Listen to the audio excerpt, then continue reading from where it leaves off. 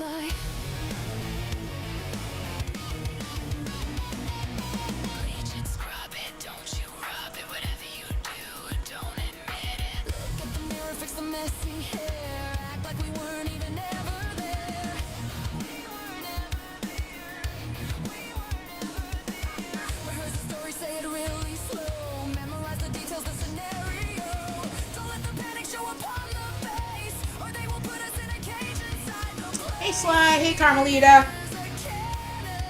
Just sharing out the show and then we'll get started. Guilty conscience to its rest. The lights are flashing. We need an alibi, buried in the dead of night. A story that can testify. Keep it hidden out of sight. Watch the red off of the head. Hey Nick, what's going on? Hey Nick, welcome to the stream. Tell the perfect lie. Just sharing things out and then we'll get started.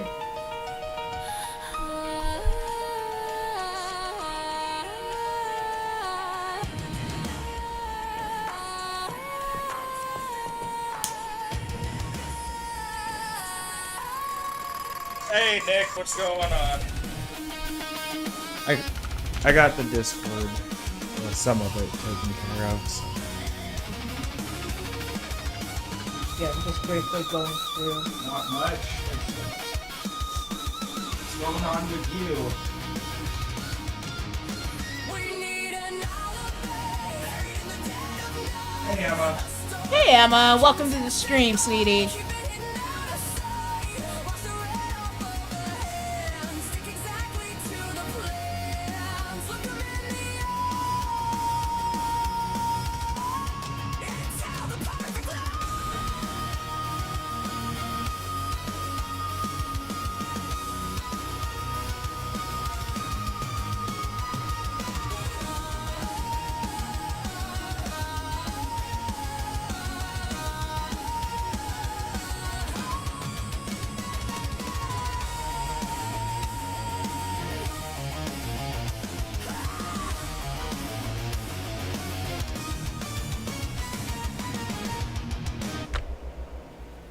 We need an alibi. Run!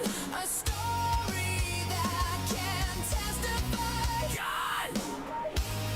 Watch the red off of the hands. Stick exactly to the plans. Look 'em in the eye. And tell the perfect lie. They found it.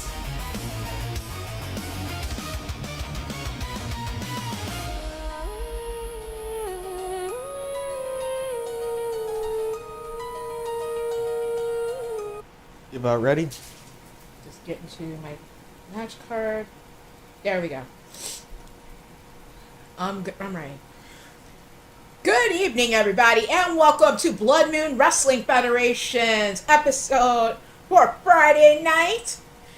I'm your host, Crushing Kelly Black, alongside me, the Chaos Reaper, Atticus Black. Hey. This is what we got in store for y'all tonight. If y'all have been tuning in, we've been dealing with a situation with the House of Ruin, with the Hunters, a demonic bitch, a litany of situations going on. This is how we're starting off the show. We've got the House of Black, Xander and Melina Black, taking on the House of Ruins, Jacob Baker and Matt Thunder, in a Extreme Rules 30-minute Iron Man. Next up, challenge dropped by Carmelita Fox in the Discord server. In the Underground, 2 out of 3 falls, pin submission, taking on Karai, representing the House of Ruin.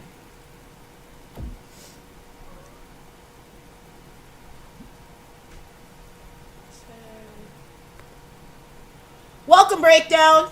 What's going on, Breakdown? Coming up after that, we've got one of multiple Extreme Rules Fatal 4-Way Elimination matchups. First, we have Emma taking on Sunshine Marigold, Anya Ali, and Super Stevie. Then, Pin only, one fall to a finish. All Night Express's Brian LG and Primetime Sean Sanders taking on the Voodoo Magicians, Jack Utaker and DJ Springheel. Next up, another four-way elimination. We have Kyle Young taking on, representing the House of Ruin, Iolana Kulai, taking on Sly Cooper, and the Sinister Sheenom, Angelita Matthews. Next up, Extreme Rules, 2 out of 3 falls. Olivia Takeshi taking on the returning Abby Springheel on 1-on-1. Next up, this time submission, 1 fall to a finish, falls count anywhere. Dark Coven's Evil Shulky and Celine Utaker taking on the Legacies, Chase and Michael Nightwalker. Then, our final four-way elimination of the night. Tomura Tagaya, Riker Lancaster, Paul Utaker, and Mr. Utaker. With the series of events that has been happening with the family over the past few months, and what has happened recently, I'm giving certain members of the family a chance at some violence therapy and to get out some much needed to be released frustrations. Speaking of releasing frustrations, challenge dropped by Azriel Black. With everything that's been going on with the family, including him coming to the aid of one AJ Cool Kid a few days ago, where AJ was being targeted by the House of Ruin, as well as Lilith and the Hunters. Taking on Lilith in a casket match, where all they get to use is Janice, barbed wire bats, light tubes, and urns. And then out of universe, our bonus match of the night. Stemming from a bit of a comical situation between members of the family. Jeff Matthews taking on Killian Utaker, with Angelita Matthews as special guest referee. Remember, the loser has to wear a chicken suit or something. I think so. Yeah, I mean, for Killian, he would be the one to wear it, but at some point during that conversation in the live chat, Lita even said something about if Jeff loses, I guess the both of them have to wear one. Lissa told Killian if he tried to pull her into the fucking shit, she'd cut his fucking head off, so. She has the powers to do it. And everybody knows it.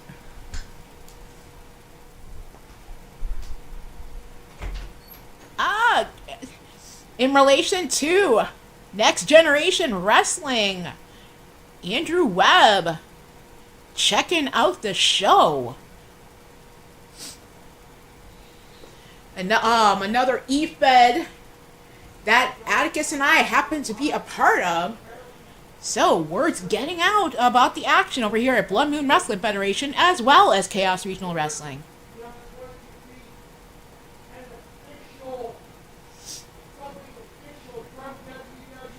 Jose, as soon as Atticus returns to the booth, he'll answer that question for you.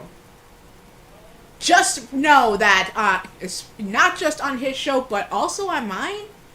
You're not bullying your way into the type of shot that you want.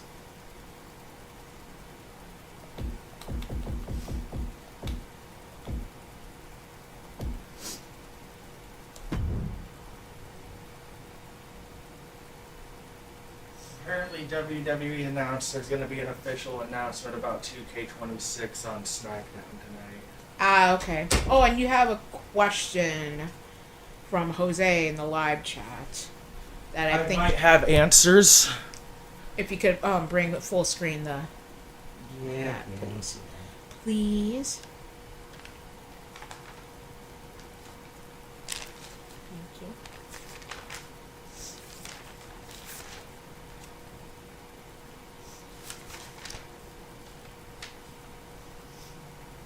Next week, Jose. Asking about It could have been sooner if you would have held your fucking temper and not brainbustered my daughter onto a concrete floor, giving her a concussion and had a bunch of her ribs broken by your house of ruin. But hey, consequences of your own actions. Now you have to wait a little bit to get your match. Yep. I have told you time and time again. The things you say, the things you've done have reaped your own consequences. And you're lucky you're even getting the match. If it weren't for my daughter insisting that she wants to face you and doesn't care about putting her title on the line, we wouldn't even be having this discussion if it were up to me. The fact that not only with the situation, Arya not having much issue putting up the Broken Crown Championship against you, but the fact that with Andromeda, with Violet, and Kasara wanting a piece of your ass, you're lucky you're still walking around and breathing. Keep that in mind. But, back to the action, kicking us off. House of Black taking on the House of Ruin in a 30-minute Iron Man. She spat in your face while you and your house were beating her down, disrespecting her. And attacking, and members of your house going after her brother and sister-in-law. We're not exactly... when shit happens, that ain't gonna exactly make us go all diplomatic. You started this, you're gonna just have to deal with the reactions you get from it. Telling her she has one warning while holding her down and she's getting beaten down by you and your house members and expecting her not to spit in your face in retaliation is just kind of fucking silly if you ask me. And yay, don't you love Universal glitching out? No. I was being sarcastic. I know you were, but I'm just answering your question as honestly as possible.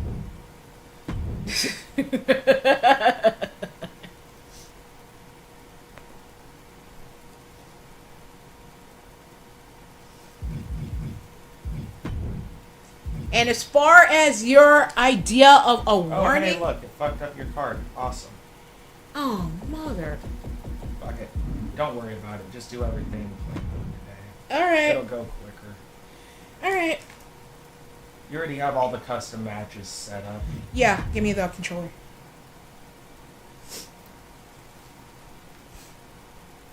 But I don't have shit set up in play mode for teens. Fine, whatever. Just go back into universe mode. I don't care. Just hurry up with it. I'm going. Don't take forever.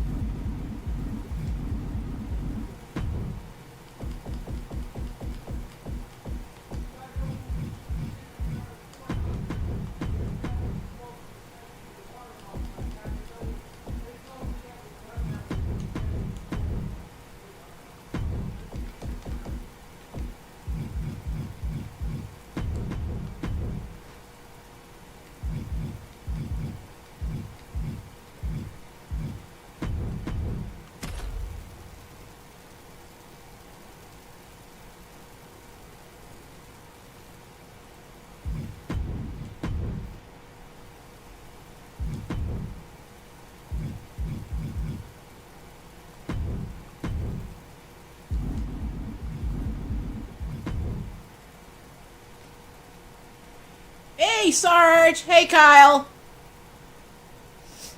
Just give me a moment.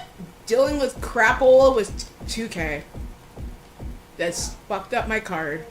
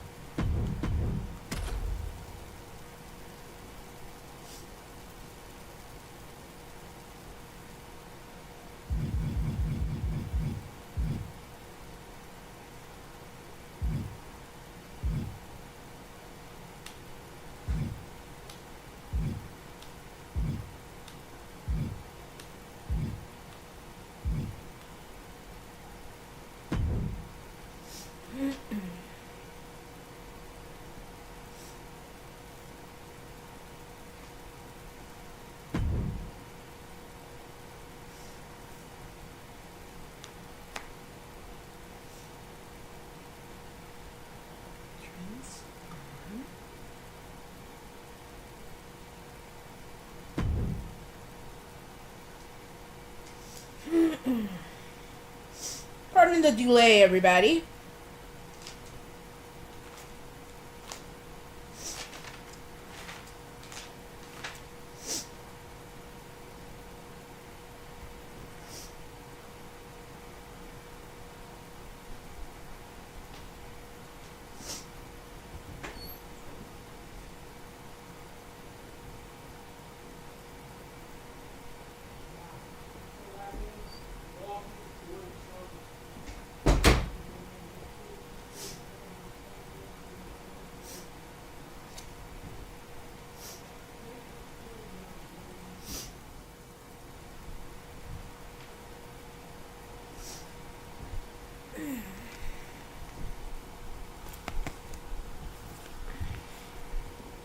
Hey, Primetime, welcome to the stream.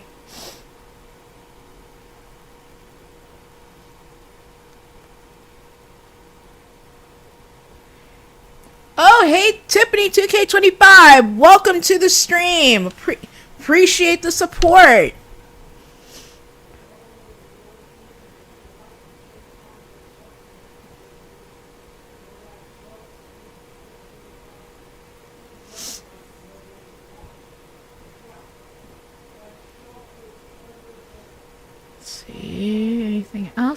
Hey Wally, welcome to the stream.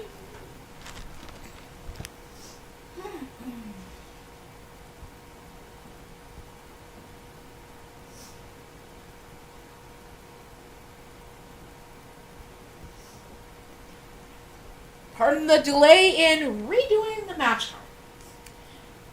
As I said before, kicking us off. 30-minute Iron Man between the House of Black and the House of Ruin.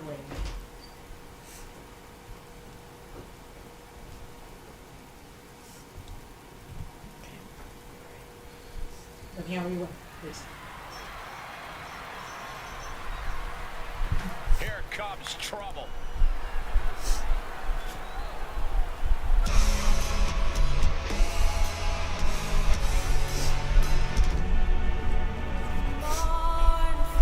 Coming out first at 5'4", weighing 200 pounds from Omaha, Nebraska, Xander Black. And at 5'4", weighing 120 pounds from Wichita, Kansas, she is the reigning Total Eclipse champion, Melina Black. Together, they are the House of Black.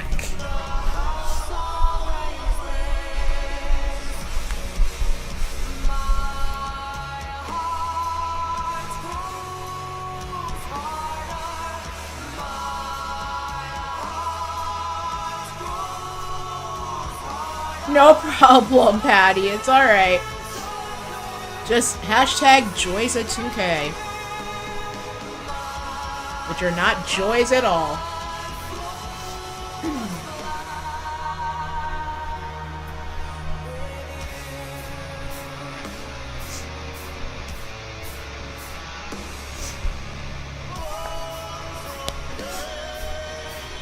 I keep saying that at least these games aren't as bad as 2K because they don't crash out on us on starting silly excuse.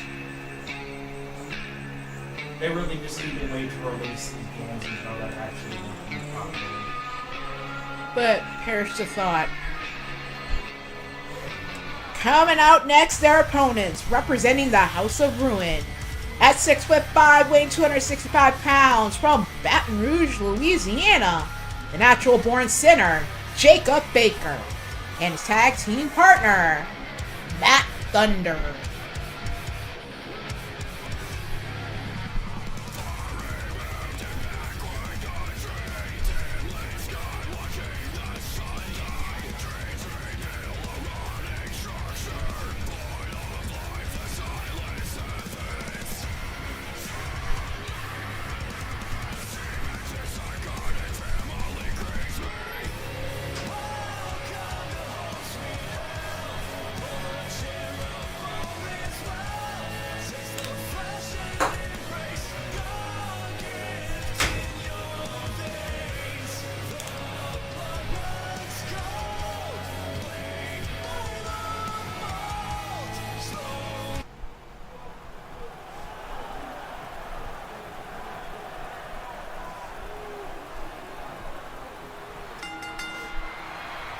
There have only been a handful of Iron Man matches in the WWE since the first one at WrestleMania 12, but this one has the makings of being a classic.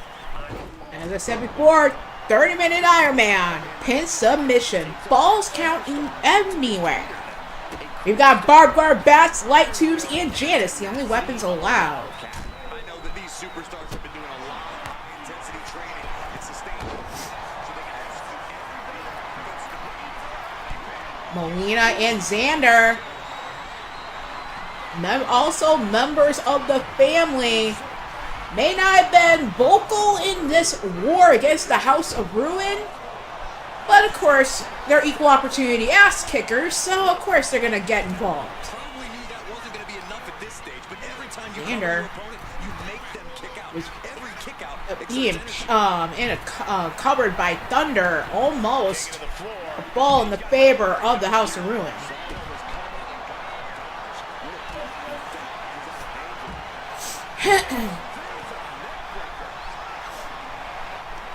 Baker with the heel DDT onto Xander.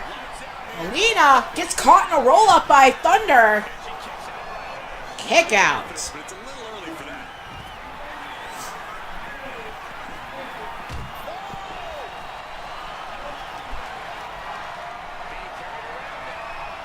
Molina slammed back first onto the ring apron by Thunder. Turns his attention to Xander.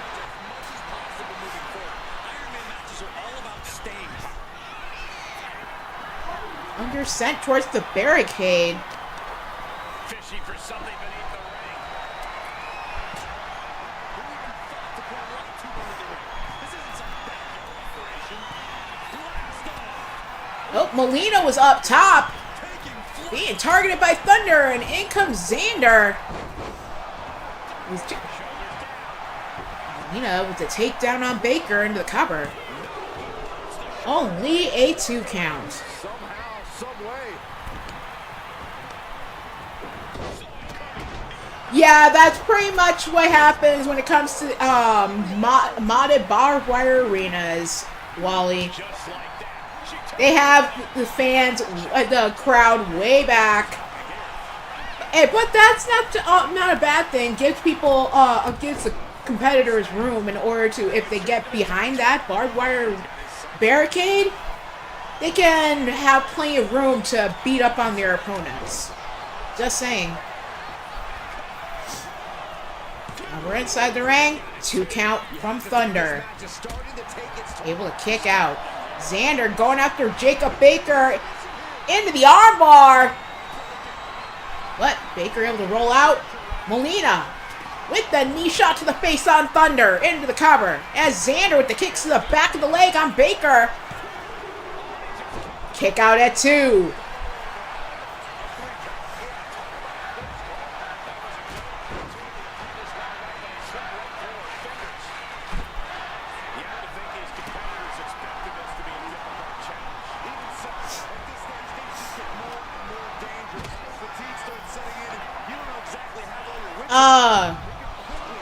Drop it in the challenge chat, and I will make sure to fit it in.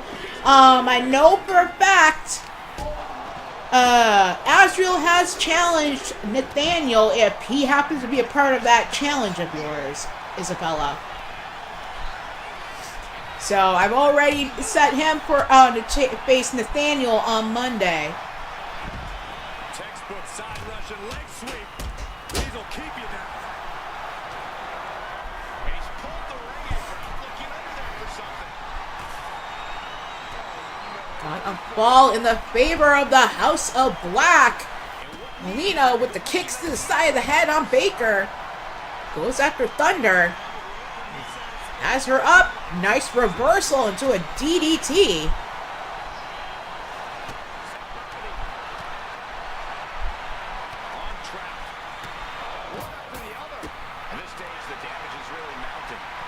Jose, check DMs real quick. And seriously, AJ should just stay down. Safer that way. Since when have we done anything that was safe? Yeah, you're talking about where we have freaking traffic cones in our matches, and that's not exactly for anybody's true safety.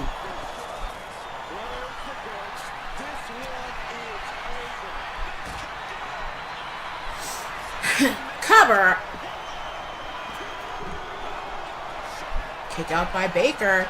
Xander dealing with Thunder. Hey, Alicia. Welcome to the stream. Cover. Busted up by Baker. AJ getting in the face of Jose. Saying he ain't gonna stay down. He's just gonna keep getting in his way no matter what.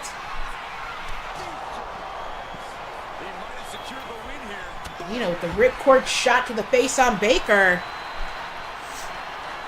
Xander looking for a weapon as Molina sends Baker back into the ring. Xander follows after Jacob Baker as Molina goes after Thunder.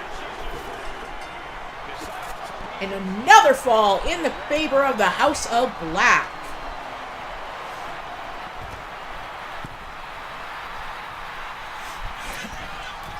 Thunder traversing the ropes, going up top. And he's turning around to go after Xander. Shot, able to get a glancing blow to the back of the head once he dropped down, but now has his attention on Molina, going for that J Driller. Cover. Busted up by Xander.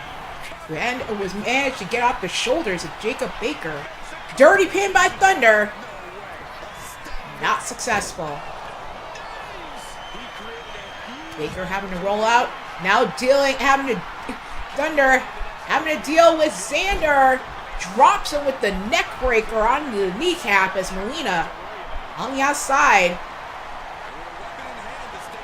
Gets whipped into the ring. Xander from behind with that barbed wire bat to the back in the kneecap.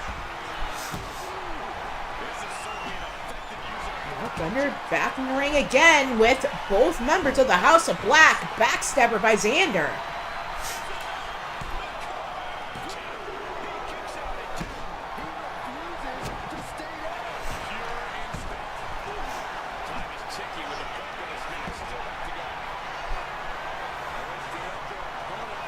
Suplex pile driver by Jacob Baker. Cover on Molina.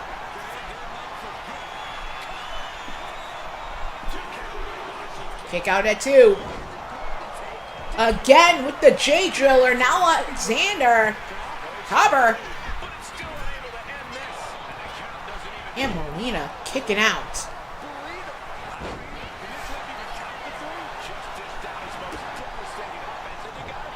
And Jose, you can run up at the mouth about AJ's breath all you want, but your actions stink worse.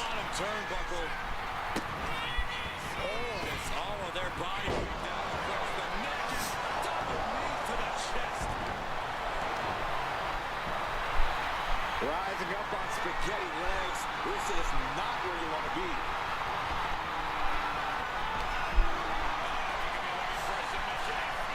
be. Knee shot to the face from Molina. Submission applied on the Jacob Baker. Xander getting a tap out for another fall in the favor of the House of Black. As footage backstage showing Lissa, Liliana, and Atticus in the backstage area. Shaking of the head from Atticus Black in regards to the back and forth between Jose and AJ. Jose just walking away like it's not worth his time. Covered by Thunder on Molina. A first fall in the favor of the House of Ruin. And looks like another one in the favor of the House of Ruin. Cover on Molina. Kick out by Molina.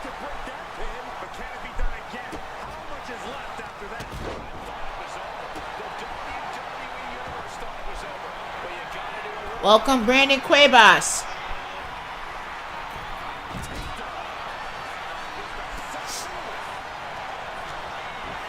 Thunder slamming Molina onto the back of her head on the outside. Xander sent blind to the outside by Baker.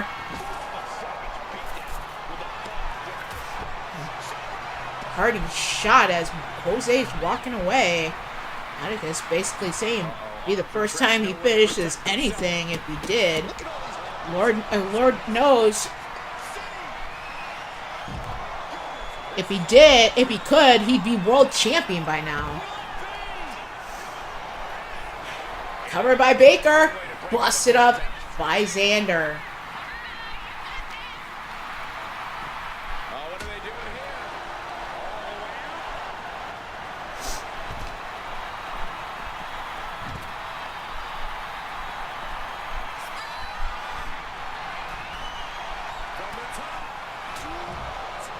Relax handle, dropping down onto Xander and Molina. Baker with the kick to the spine, cover on Molina.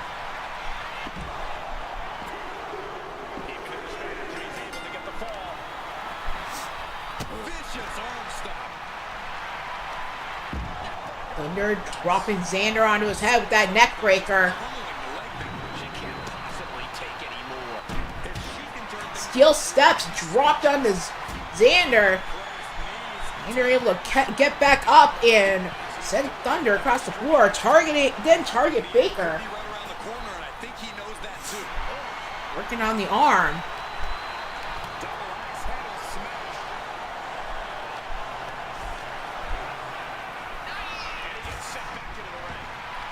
Violet managing to get away from the capture of Lilith, dealing with some war wounds in regards to that battle.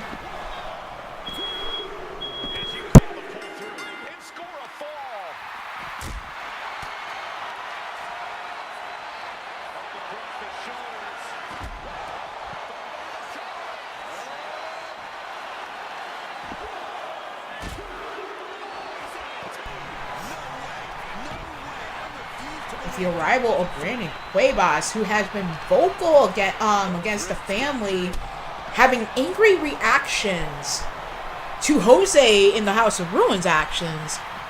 That just simply states, if Brandon keeps speaking up on Jose's behalf, he can join Jose in the crypts when this is all over for all who cares. One warning, he either helps us or just stand by Jose's side and fall right along with him. Brandon says to one who is cracking on the rest of us for having angry reactions that are justified with everything Jose and the House of Ruin have said and done.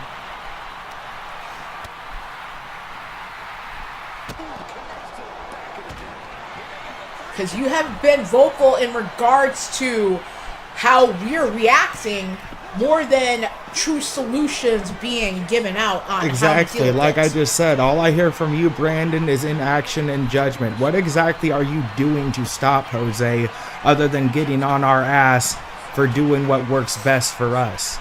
Just because your anger isn't enough to take down your brother, and you think that just because every time people get angry that he suddenly has an upper hand, no. You don't know us well enough if you think that. We're not the type of people that can be manipulated by Jose simply because we're falling into anger, because Jose isn't the first one to drive us to this point, and he sure as hell won't be the last. And each and every time we have been driven to this point, we have been able to overcome the shit. That's the whole basis of this family. Shut the fuck up. The whole basis of the whole adage, family above all, we will go to any lengths in regards to the well-being of said family. Molina with the cover on Thunder. Exactly. So unless you're going to actually offer actual solutions on how to stop your brother rather than continuing to criticize us for our way of trying to do it, like I said, you can either continue speaking up for him Or join him in the consequences that he's reaped on all on his own.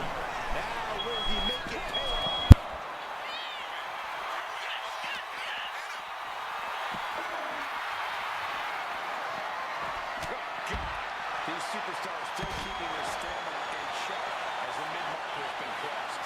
And only down to 2. I know it seems daunting.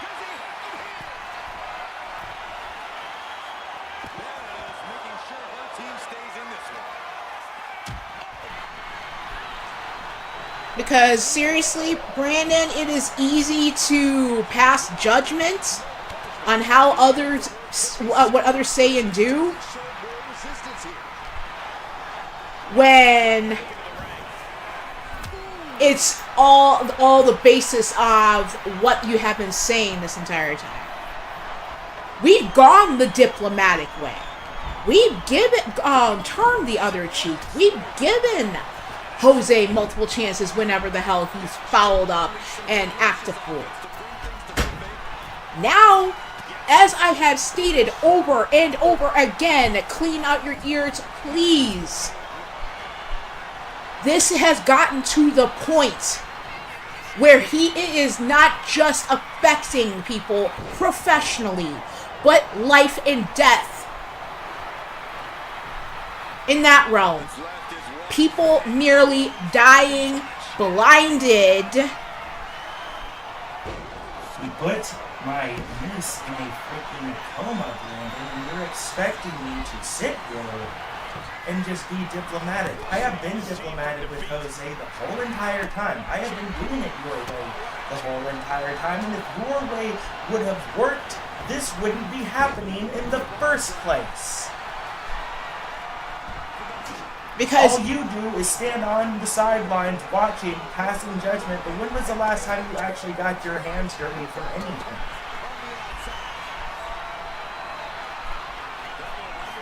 Because keep in mind, when I say we or do what we must for the well-being of our family, by marriage, that does include you being married and the father of Samantha's twins. Hence why a lot of you have not been eradicated for inaction and what you had to say. So now, and you have from the sidelines seen the litany of attacks, of injuries, as well as to me, by the way, your brother with a fucking fireball to my face had tried to bag and choke out Atticus after a War Games match. Held him back while Karai was having me coughing up blood in her fucking submission. Breaking the hearts of young members of this family who had nothing to do with what he has been bitching and holding on to for years. And now, the younger generation of this family having to pay for whatever sins, all in favor of the House of Black. for whatever sins Jose deems that this family has made against him.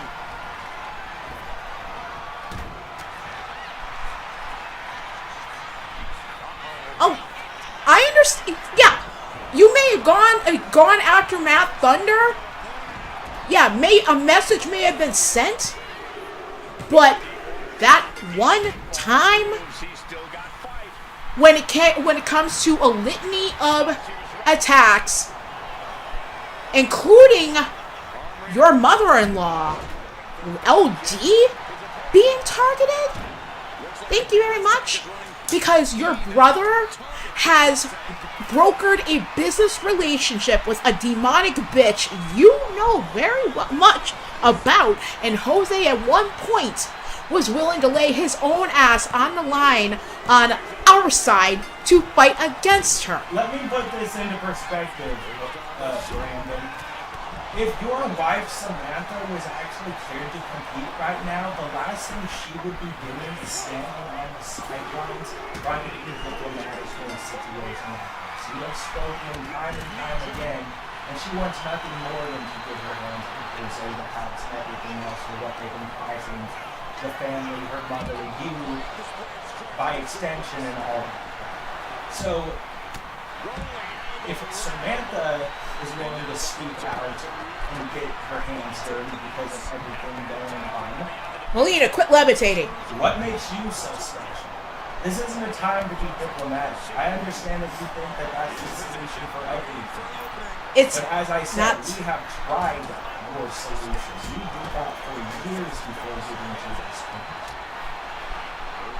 And it's not like we wanted to be brought to this point. Not like we wanted to have to go this route. But over time, it has grown apparent that now violence in anger, in rage, and violence in reaction is the only thing that's going to have any impact whatsoever. And it was us who moved on from what Jose has been holding on to for years. He's the one who decided to make it into a war against us, including involving a demonic bitch, as well as the demon that has relation to AJ. to Diamond Sky. That demonic bitch he aligned himself with has been torturing my daughters for the past 23 years, and you expect me to just sit there and be civil with him, or affiliating and aligning himself with someone. Someone who killed my daughter, took over her body for over a year. Hey, Jigs. So yeah, I'm sorry again, man, but some things, some situations can't be solved by words alone. And Jose has proven time and time again that the only language he speaks is the language of violence. Hey, J-Dog. Welcome to the stream. And Jose should know me, as should you. I'm not afraid to speak Jose's language. I never have. What the fuck we want you to do about it?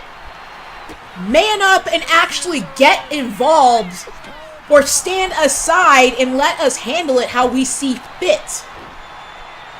Cause you can have all the opinions you want, but keep in mind, what if it was your wife, your kids, being roped into something that had nothing to do with them, having to deal with not only being targeted professionally, but as in life or death, their own physical well-being, based on who is causing all of this has aligned with. You want to know what I want you to do, Brandon? Keep an eye on the show later, and you'll see exactly what the fuck I want you to do. Because it's easy to give advice, pass judgment, but it's the rest of us who will give our opinions, give advice, but have no problem getting our hands dirty. You're the only one stepping aside on a soapbox and deciding to just spout off like we're the ones that have been in the wrong this entire time. He started all this. He's brought us to this point. So you don't like how things are going?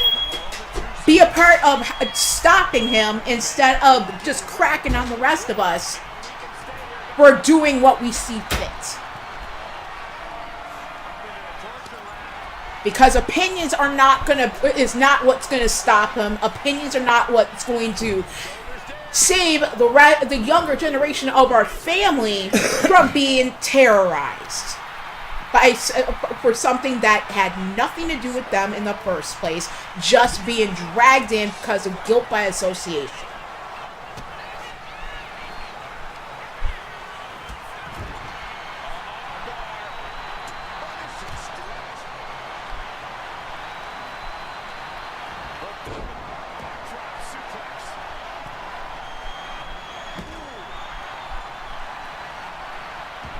Violet,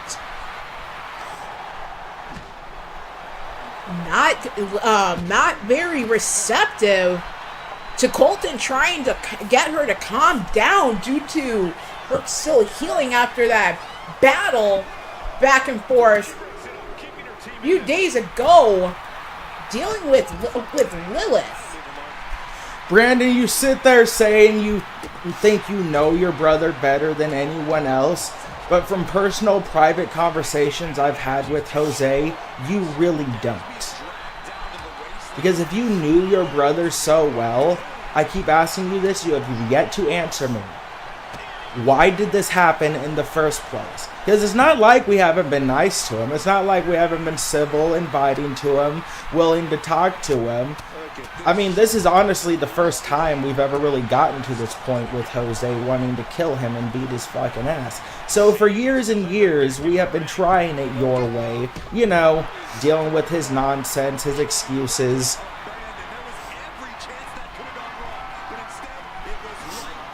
Good, let him be stressed, Samantha. He should be. He needs to have an eye-opening and realize that as much as he thinks he knows Jose, he really didn't. He knows that Jose's language is fucking violence and shit, and he's been going around this whole time trying to counteract that language, thinking that being peaceful and diplomatic was the way to go. But has Jose changed at all because of the way you've been going about it, Brandon? Or is he still the same sadistic, violent motherfucker that he's always been? Oh, and by the way, with Violet getting all pissed off about everything that's been going with Jose in the House of Ruin, even her father, Alexander, has tried to get her to stand down and basically go about the same route as you are trying to get the rest of us to go about with this whole situation, when she is just as justified to to feel the way she does and act the way she does in reaction. Because Jose has driven us to the point where we have no other choice but to respond in that way. And I, for one, refuse to have my feelings and my opinions about the situation be unleashed just because you or anybody else has a problem with it. Either do something about it or stand aside for people who actually will. And if you are going to continue speaking up on behalf of Jose, and don't act like you're not speaking up on his behalf, Brandon, because if you weren't, like I said, you would be taking action rather than sitting around judging the rest of us. So if you're going to continue speaking, trying to tell us how to feel and how to act, I am going to be considering you an enemy and someone who is in support of Jose. And if you are in support of Jose, then whatever happens to him in the House of Ruin will happen to you.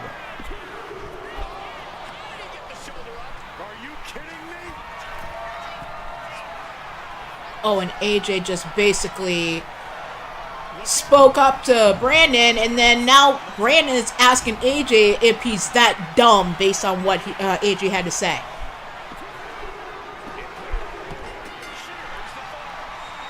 Yeah, Jose's a big boy. He's been plenty vocal on his own behalf, with a merry band of mercenaries doing his bidding.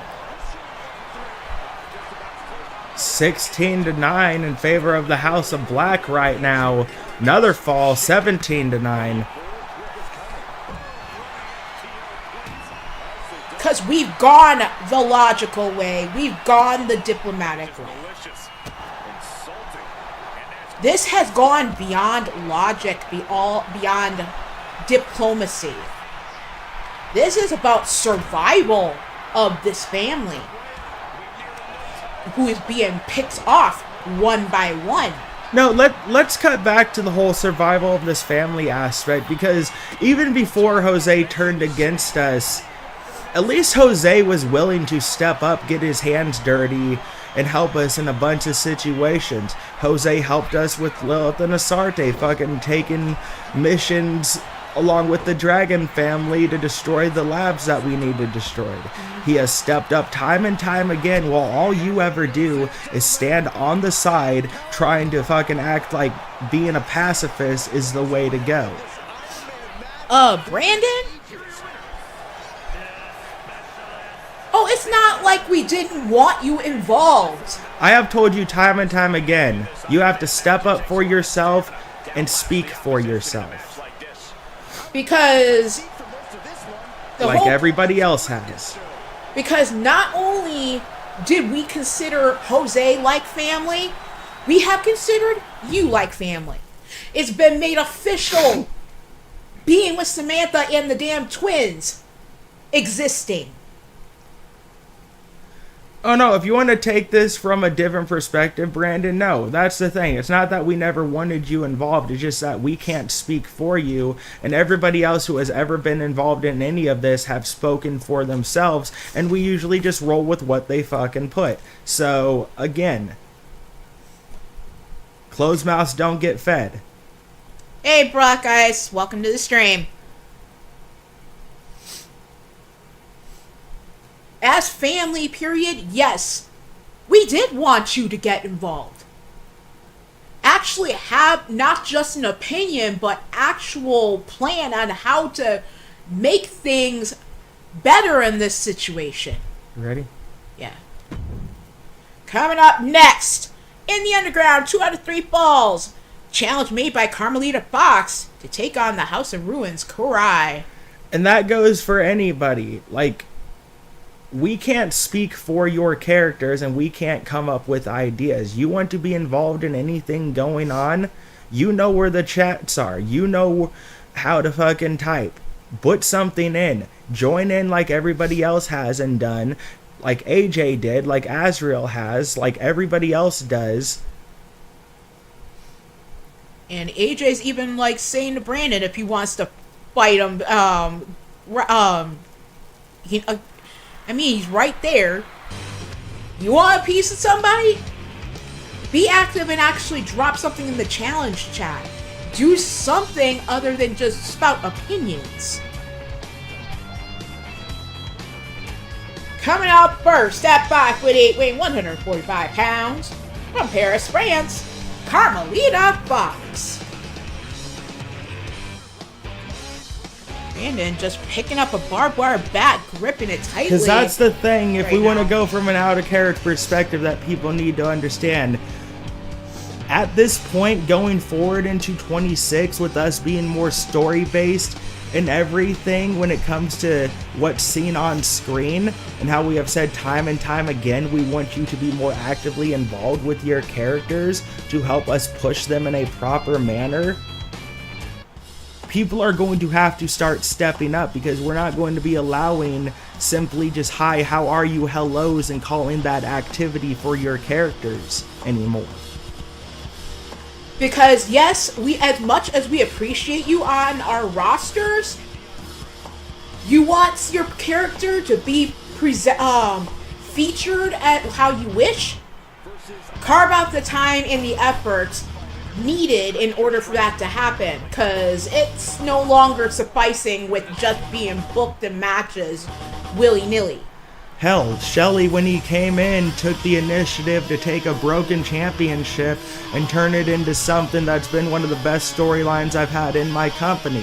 That's the type of crap I'm looking for. Activity where people are willing to step up and tell a story for their characters to help push their characters. And I'm gonna say this right now. First of all, the toxic bitch cries in the ring. But yeah, welcome to the stream, Fusion. Introducing first, from Paris, France, Fusion, we're doing my best in order to carve out the space in order to bring you back. Some people on the waiting list might have to wait till 26 to get added to the roster with everything we have going on for storylines. Yeah. And crap, because the House of Ruin, other than Jose and Emma, are on a temporary contract, and that contract isn't going to end until after Faction Game, which may not end up starting Until we late do 25, beginning of 26. So. Yeah. what was coming there. Oh, no mercy behind that forearm. She turns it around with the reversal. And she just avoided some serious damage. Oh, great wherewithal there. So as much as we appreciate y'all on our rosters, That last hit split open her skin. there are reasons. I mean, I'm speaking out of character. That was just wrong. There are reasons why the U-Takers, the Nightwalkers, members of our part of the family, AJ side, LDs, have been so featured because they have carved out the time to be vocal. Advantage in a match like this, a striker or a grappler. It's not as simple as one or the other. In underground, the fighter with the bigger advantage is the one who can adapt. It's an issue with the out of character with the stove, so that just even with the window open when we're cooking dinner, that kind of crap happens, Alicia. So yeah. Doesn't help that it's also fucking Negative 20 degrees with the wind chill here right now. Yeah. Welcome to the stream, Ashley. Looking for a speedy pinfall there. Drops the knee. Yeah, it's not, and there isn't even really smoke. It's just a matter of stove needs to be replaced, and we can only do so much with the windows open, including with this crappy cold-ass weather that's targeting our area amongst other places. So yeah, we're fine. It's just stove being a dumbass and triggering the smoke detector.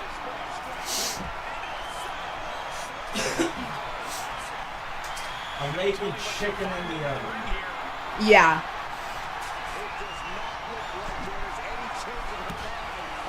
But, spiky 2x4 knocked out of hand by Carmelita, going after Karai. But yeah, what we're asking for people from our companies, basic companies, are basically the same thing Blazes acting on live TVs. People to speak up in the chats, be more vocal, help push your characters and all that stuff. Actually, and if you happen, and if you're wanting to be champion, our champions are going to have to be vocal, actually participate, and be the kind of champion that will best promote the titles that we have for our companies. Because there will come a time or two where those titles be involved in whatever stories we run, or whatever feuds end up happening. Like Kelly said, the reason why people like the Blue Takers, Nightwalkers, members, and family have been so successful when it comes to winning championships is because they've spoken up in the challenge match chats. They've put their names out there to get more matches, get featured more, and therefore got themselves more wins and points on the rankings list in order to be featured in those matches. And then where the rest of you just sit down being quiet thinking that you're going to win titles that way, no, that's not how this company works. It's not how it's ever worked. Cause, yeah, as much as we try to put people in matches on our shows, point is, it's at a point where we can't just plain book you just to book you. We need to be given more than just you being somewhat loyal to the company in order to keep booking you. Because there are many aspects to a character that matter in order to give us a chance to feature you how you want. It's the kind of a business relationship. We do what we can to best present your characters. You do your best in order to give us many options on how to do so. And let's see here. Ashley's like, I read the New York Times today, and it's not about me being the greatest of all time. It's about my debut in BMWF. Don't worry, Ash. I gotta make sure. Ash is another example of vocal control. She hasn't even debuted back yet. As soon as she got put back into the server and she's going to be put back on the roster. She's been being very vocal and has already been lined up for her first 3 matches on her return. She is, since the inception of Blood Moon Wrestling Federation, she's the first ever Dark Side of the Moon champion. This was all in the era before things switched to solely intergender with our titles. So now, she's wanting to get back into the mix of things, and has been vocal in the chats, in the server, has interacted with members of the roster. And she's already got 3 opponents to start the moment she returns. And she has yet to get back on the roster. Trying to make sure that we have the room. So that's exactly what we're looking for.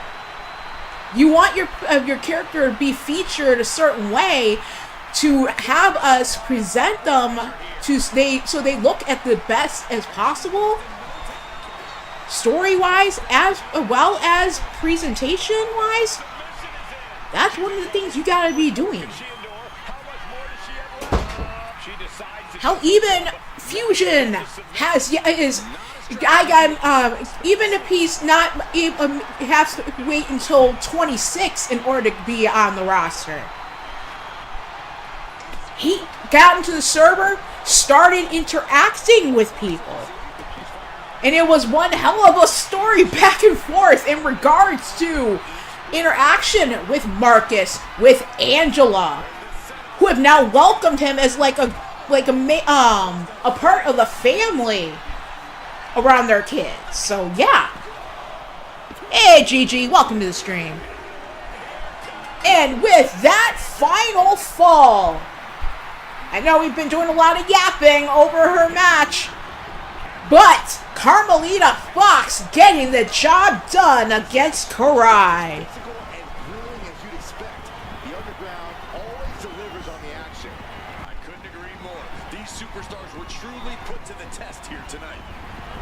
Well done, Carmelita.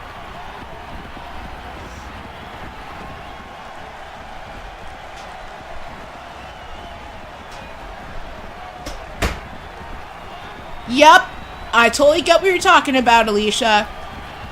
Because she says even she's tried to warn everyone when she ran WSW before closing the doors. Hardly anybody helped her out in participation and all that, and still wanting to be booked. That's why me and Kelly have made like a committee, like have people like Mrs. U-Taker, Shulky, Ripper, other people. Plans chats basically to discuss storylines, getting certain people involved, that kind of thing. So we can best present and have the best people on our rosters when we go live. Yep, everything you see on screen story-wise is usually discussed ahead of time, and so we can figure out best ways to put it on the TV for I know, the kiddos miss you too, Fusion. Congratulations to Carmelita Fox on her victory. Next up, Fatal 4-Way Elimination Extreme Rules. We've got Emma taking on Sunshine Marigold, Anya Ali, and Super Stevie.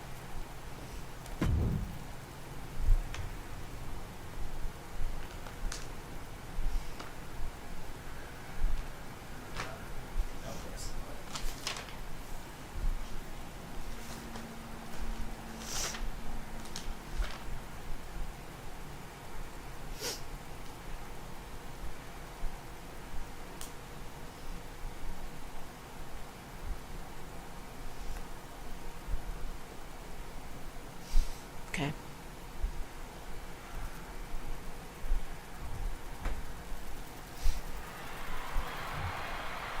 Anya's first. Emma.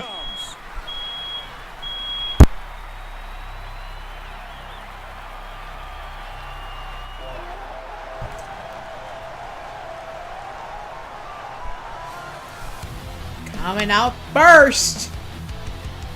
No longer actively representing the House of Ruin unless she's fulfilling obligations for faction games. Her name is Emma.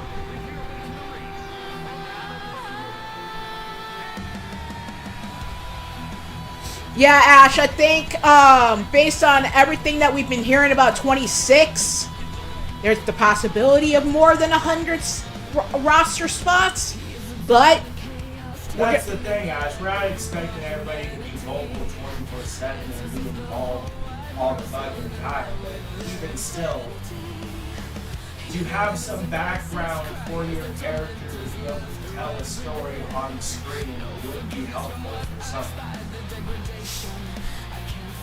Yeah, Fusion. I know y'all dealt with a lot of crashes on your tag team show today. 'Cause I was in the live chat. Because some of you, I can't even tell anything about you other than where you're from, what titles you hold. I don't know anything about your story, where you came from, what the hell drives you. The only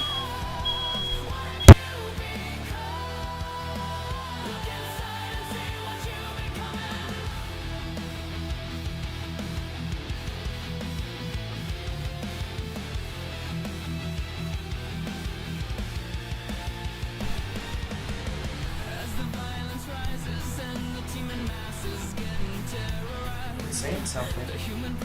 well, hold on a minute. I finished what I was trying to say because I directed to.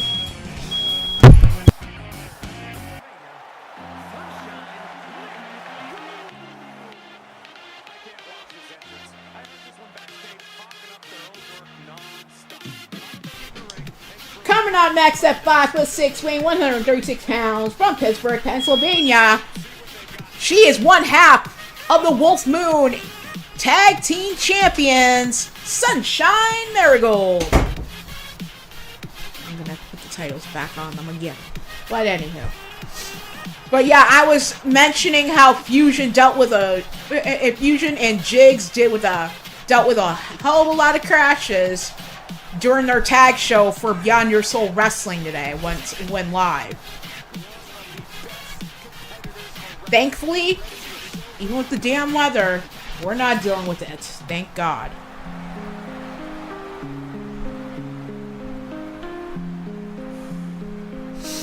Yep, we have been going through our rosters, and we actively go through our rosters in order to make sure who's active, who's been actually putting forth the work, you know, in order to be featured how they want. Coming out next at 5'8", weighing 140 pounds, from New York, Anya Ali.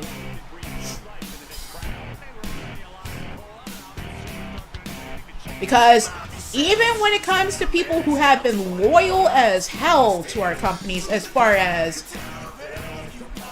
when they're wanting to return and such with each new game, that's not all that is needed in order to keep your spots these days. Especially with us trying to grow our channels. Because it's easy to just keep on bringing people in. They take up spots. They get their characters in matches.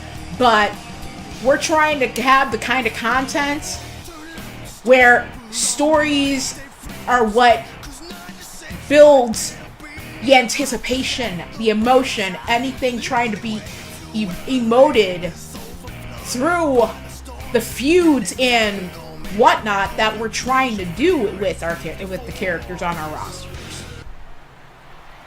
And we can't just do it all on our own. Those who trust us with their characters have to put in the work too.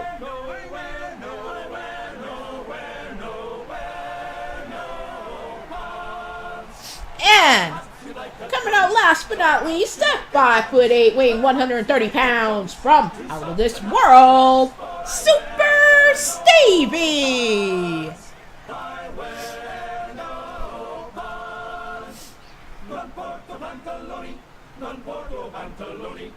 One of the eldest daughter of Super Nacho and Shulky, taking on more of the her father Nacho's side of the abilities here, getting his super strength among other things. Hence the wonderfully superhero attire. I'm just going to say this, from a commentator's perspective, having more things to use for your character would help us grow on commentary so we're not just constantly calling moves all the time. Because if you notice, if we are able to tell a story about your character, we don't focus on the moves. However, if we didn't know fuck all about your characters other than the fact that you've won a few titles and you just wrestle here, it's kind of hard to really promote your characters. He's trying to get this thing done as quickly as possible. Yeah, Ashley, we're dealing with winter weather here, especially like a major cold advisory. And Brian, I understand that you have your out of character schedule, and we understand people have lives of their own outside of all of this. We're just trying to make it so everybody that we have who's coming through our doors are featured how they wish, as well as are those willing to put up the effort in order to make sure that happens. I've always been told that half of wrestling is being able to tell a story. The other half is what you do in the ring. The matches are not can't always be the basis of everything we talk about, because speaking out of character, we're not real wrestlers. We don't have the supernatural abilities. We don't, and we're not actual real life showrunners. This is supposed to be like a fantasy land, and how we get our creative juices flowing and an escape from the real life stuff. And for us to be able to not just make this an environment that is suitable for that purpose for ourselves, we need y'all's ability, involvement in doing that for the rest of you, which makes it the right kind of content that people who are not involved in all of this actually want to see.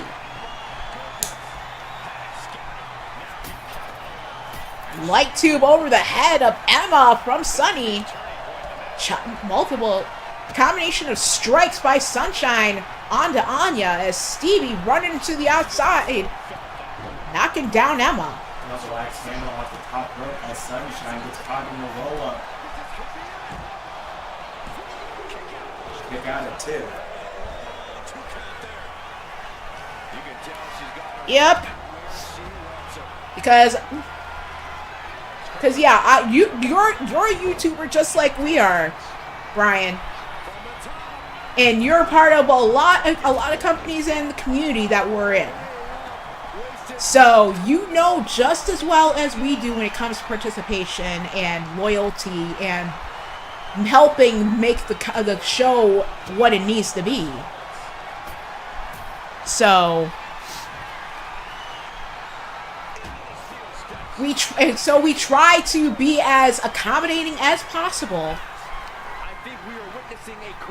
But even when they've been long-term roster members, sometimes just making sure we put y'all in matches are just not going to cut it. Especially when it comes to title matches and we're trying to tell stories when it comes to the titles, because it's kind of hard to tell a story when only one person in the match is actively participating to help push the event going on. AJ, out of character with the characters other than yourself that you roleplay. This ain't. I'm saying this right now. This ain't all about nepotism on our parts whatsoever. This is about utilizing the people that we have brought in to our rosters and featuring them with the information that we have at our disposal. If we're not featuring y'all the way you like, it's up to you to give us what information you're wanting put out there. I've always found when it comes from a streaming perspective that Twitch isn't exactly as reliable when it comes to this type of community. Like, because I have another friend named Filthy who does 2K content, and like, most of the time his viewership and activity over on Twitch is nowhere near what it would be on YouTube. Yeah, we are part of streamers that are part of the Twitch community, but a lot of what we do is on the YouTube side of things. Anya unsuccessful to get the elimination on Sunshine Marigold. Stevie, kick to the back, goes for the cover. Kick out at 2. A second to stay alive there. Firm control. Wow.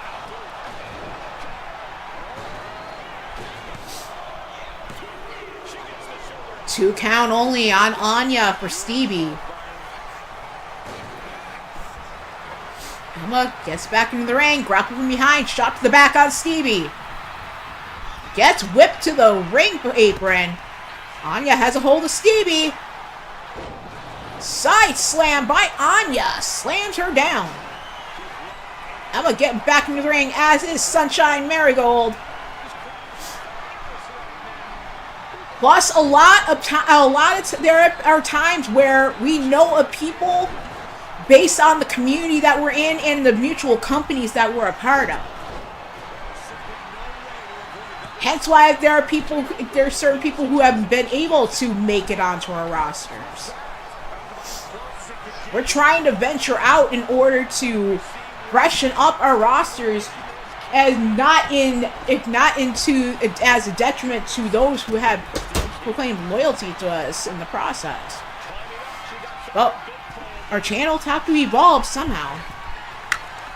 And they can't evolve without y'all's participation, so... Yep.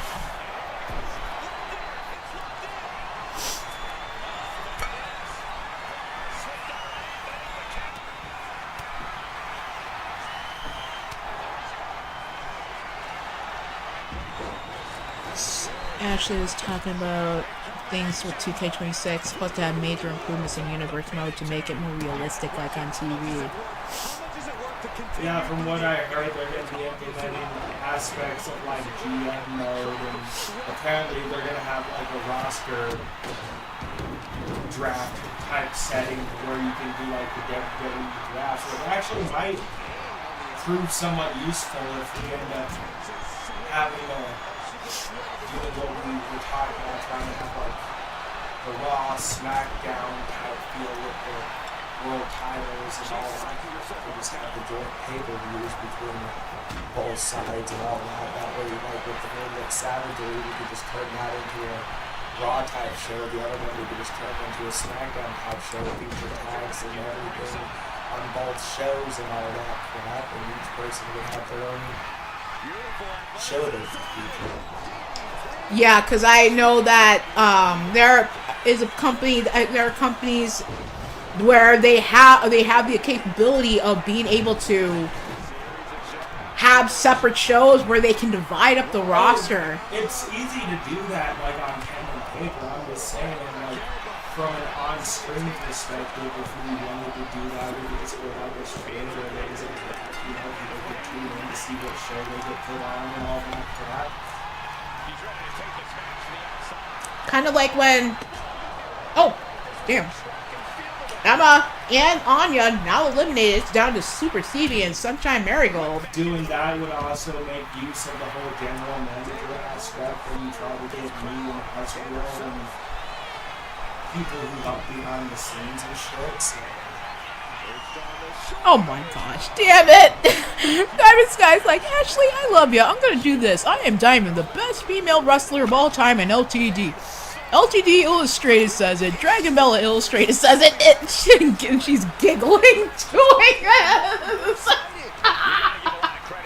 I love you, Diamond Sky. Emma, the first one eliminated in this matchup, Stevie going for a cover off. Actually, it was I believe it was Anya, then Emma. But congratulations to Super Stevie. Because, yeah, when it comes to having, like, roster splits and all that, me and Asheville tried that with GM on 25 and 24, but it just wasn't the same because it's not the same as Universe now, so it's too limited. And Ashley's busting a guts here in Diamond Sky. girl. God, that's funny. But congratulations to Super Stevie.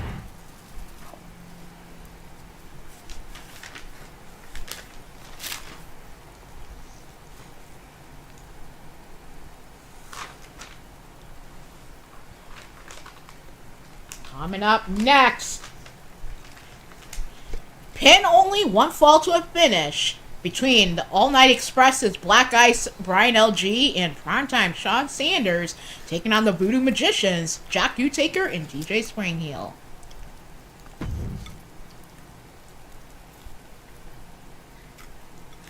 Hey, Black Ice like time to go bowling.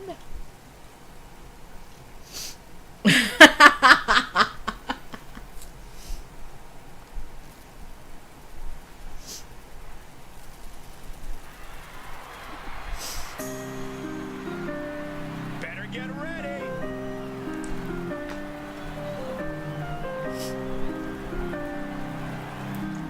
It always be knocking, so you know we got. Coming out first at 6'3", weighing 237 pounds from Manhattan, New York. Prime time, Sean That's Sanders. exactly my point, Alicia. See, it doesn't even have to be 5 minutes out of your day. It could be 5 minutes out of your week. You know, just once a week, drop a promo. Try and push your character in some way, shape, or form. But just sitting on the roster the whole entire season until the next game and then expecting us to be able to tell a story about your character Ain't gonna work. it isn't going to work. And his tag team partner at 6'2", weighing 258 pounds from Arkansas, Black Ice, Brian LG. Together, they are the All Night Express.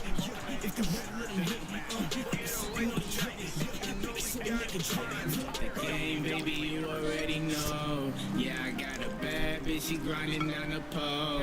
Yeah, I said I made it, I ain't make it here alone. Which is why I've always said, if I'm in companies where people want more activity from me and all that, all they have to do is say, hey, what can I do to help push your character? Ask me for ideas, tell me you want to feature my character more, and I'll sit down and give you ideas of how to do it and everything. But if your company is just perfectly suffice with just having me on the roster, you know, booking me in matches, and that's what you want to do, I'm also fine with that. But what me and Kelly are asking for at this point is ways to actually feature your characters on screen and to be able to do more than just feature them. And by matches. the way, Ashley, understand the wanting to possibly face Atticus, but we have dealt with situations with the game.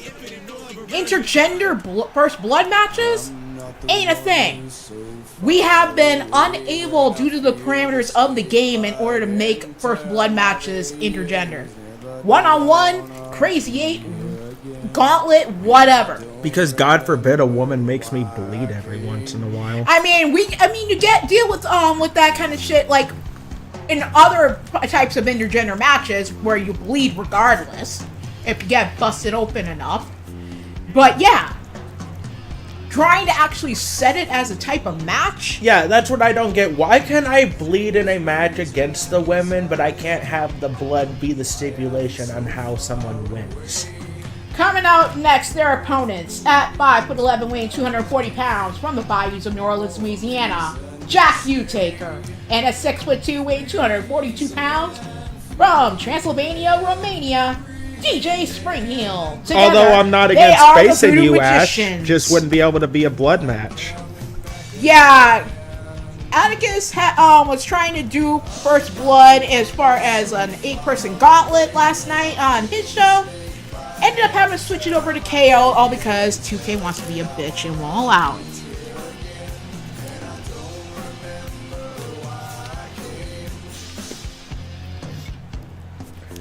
Well, Alicia, if you feature any of my characters and you want to get with me about plans for ideas, you know where I am on Discord. Just pull me up in the DM and we can sit and talk and figure out best ways to feature shit. Same here. If you end up having my character, Alicia.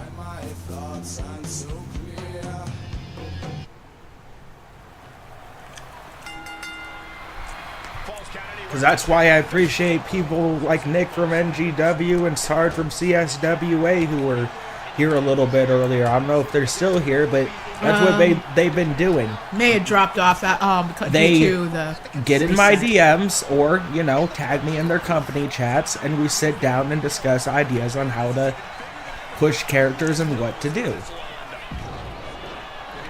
Or, you know, just simply tell me, hey, I'm going to feature you in this against this guy, and half the time I'll just go cut a fucking promo if I know what the fuck you have planned for me. Knowledge is power.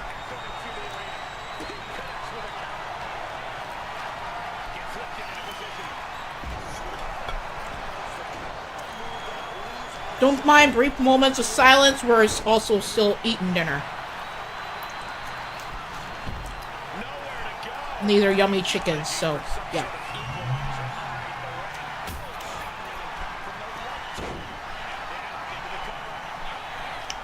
It can be all 8 men or all 8 women, Bash, but you can't have men and women in a blood match. That's the whole problem.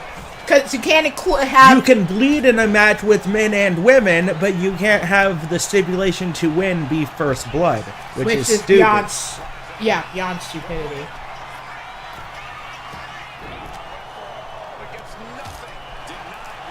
She said she put a challenge match in the Discord.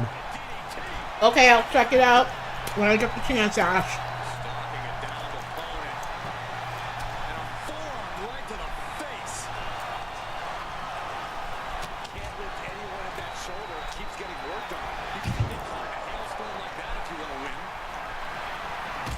Primetime sent fake first into the ring post by Jack. Brian working on the arm of DJ, wrenching on the head and neck. DJ with that, able to do some type of a judo throw in order to get out of it.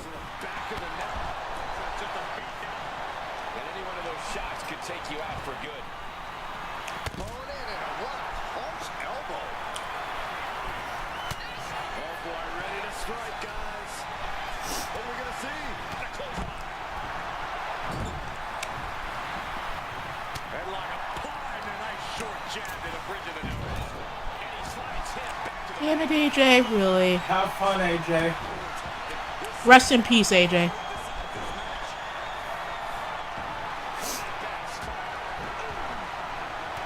Yeah, I may have been her tag partner and everything, but yeah. Long before we ended up being tag partners, she had been on a roll with a rookie year that could possibly rival you. Love you, AJ, but yeah.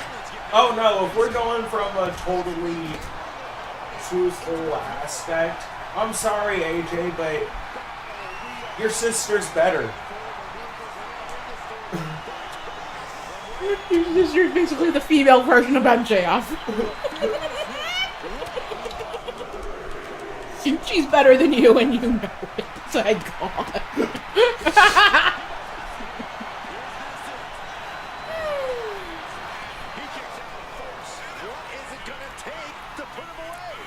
Vera's like, not this again, Uncle AJ.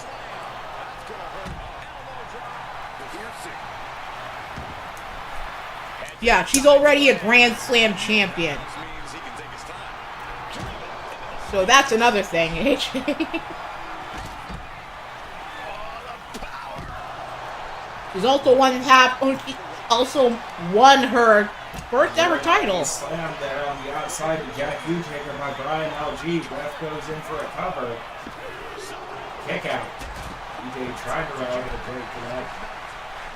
Drop kicks Brian into the barricade, just kicking the back of the leg.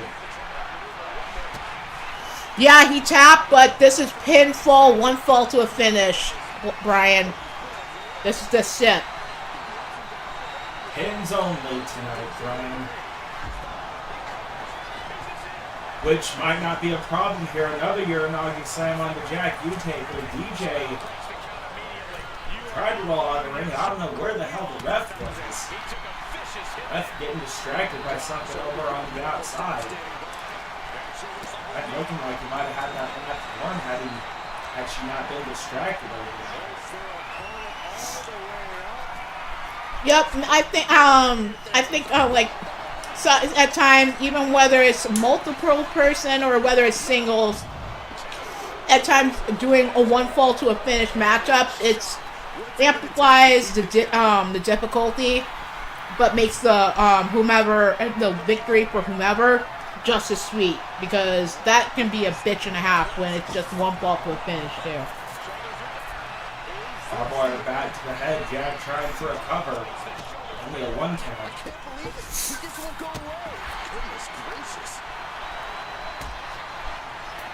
Kick to the gut, Jack's looking for that razor's edge, I think. Nope, it's a regular power bomb this time, going for a cover there. Ref quit slapping Brian. What is he doing? It's the damn referee doing that crap again. Like, I'm really making the 3 count, but no, I'm accidentally slapping the competitor in the head. Brian with that. Uranagi slam, DJ wiping out off the top rope. Kick out at 2 though.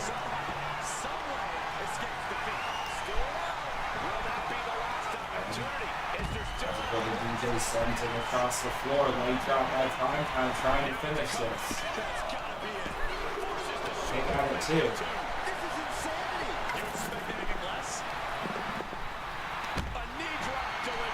Sanders sends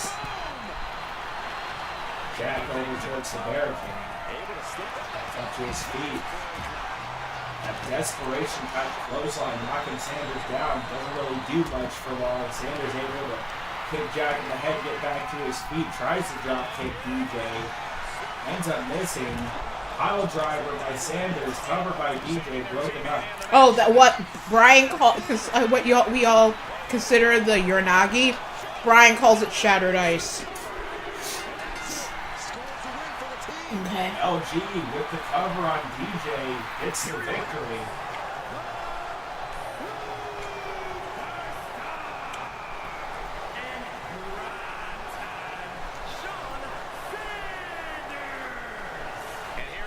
Team of this exciting tornado tag match.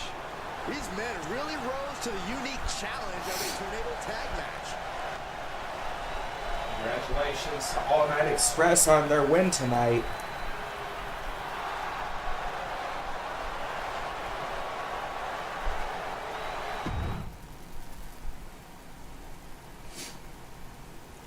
Next up,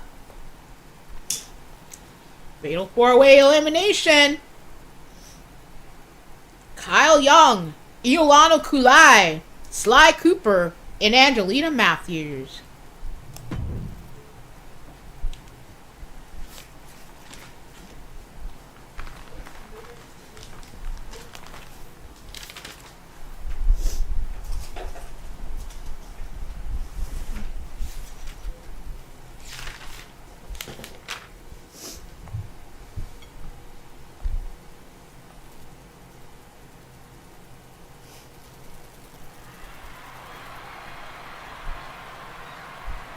The WWE Universe just exploded!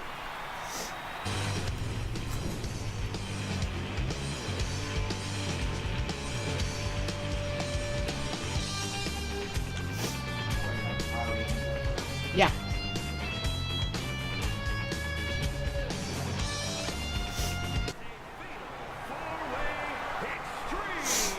Coming out first at 6'2", weighing 260 pounds, from Chicago, Illinois, repping the Second City Dojo, Kyle Young.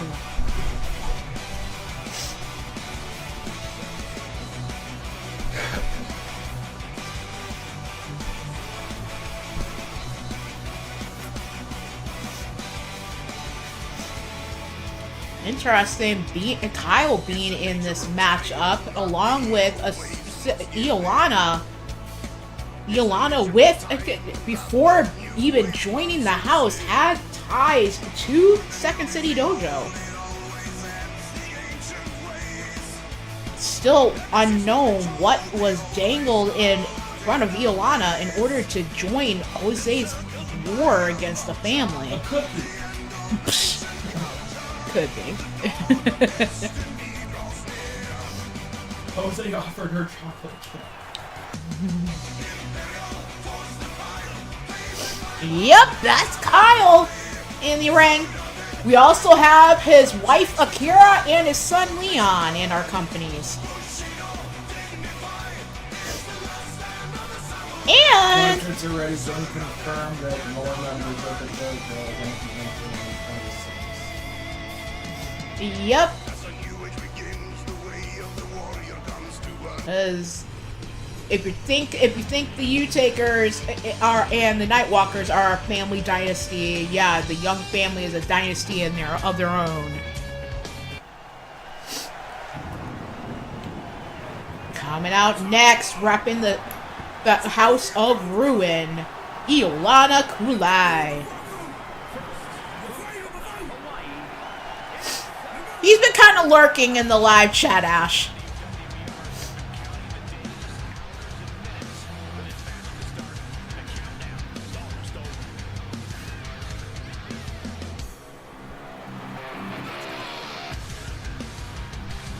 Need to see for the other entrances.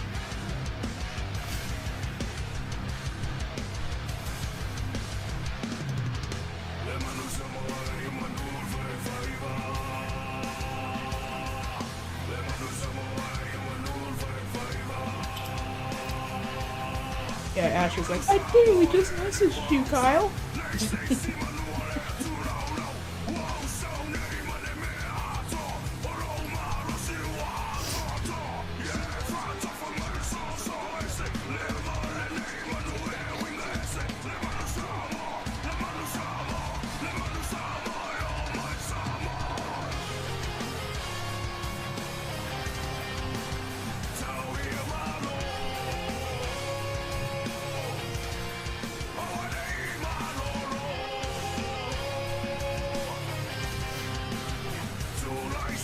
And our next competitor.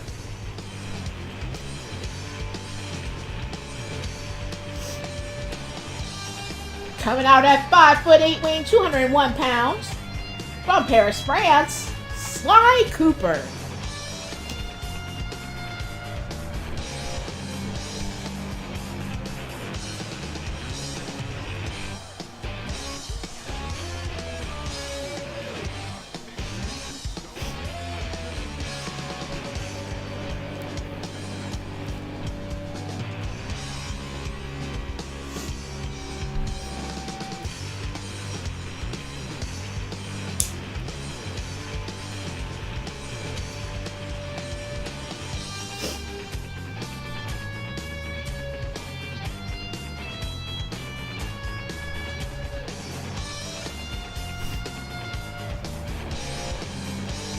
Carmelita with a strong showing in the underground, taking on Karai. Let's see how Sly does in this fatal four-way.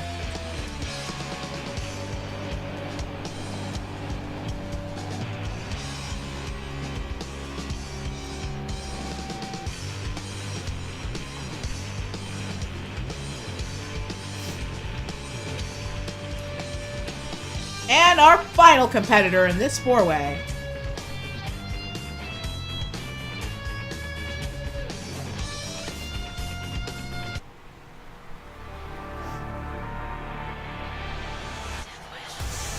Coming out at 5'7", weighing 150 pounds, from Fairfield, Connecticut, the Sinister Sheenom, Angelina Matthews.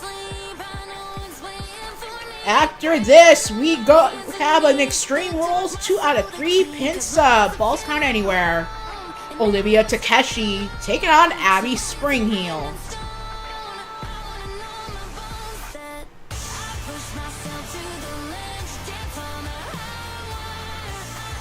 Okay, Alicia, no problem. Also, when it comes to people speaking up for, like Ripper and other people that haven't been around, if you aren't going to be around to speak up for your character, find someone who knows your character, willing to speak up and tell stories for you in your absence. That's why Ripper and everybody else has continued to be featured and talked about, is because Ripper gave me and other people who know his character permission to use and promote it. Pretty much. Especially with how intertwined certain people are in the stories and the relationships between characters and everything. Yeah, we've spoken about a plans chat, interpersonal relationships outside of this. Hence why certain characters have not been fired due to how real life has dealt with their time and energy to do certain things. Is because they gave us a game plan on how to do things in case they were ever absent. Exactly. I mean, we've got a character who it was technically created by someone who is an active wrestler in the business for real, and has trusted others to story said character for them in their absence. Hence why, yeah, it helps to have that kind of stuff planned out if you want your character to remain in the company. Cover on Lita, kick out by Kyle. Kick out on Kyle by Lita. Kyle trying to eliminate her. But person you're talking about being exactly. Also had was heavily streaming his own her own company in KDW, and with the relationships Ghazi created and everything, and whether outside the character or as the character. Hence why there are people that are well trusted in order to do things correctly.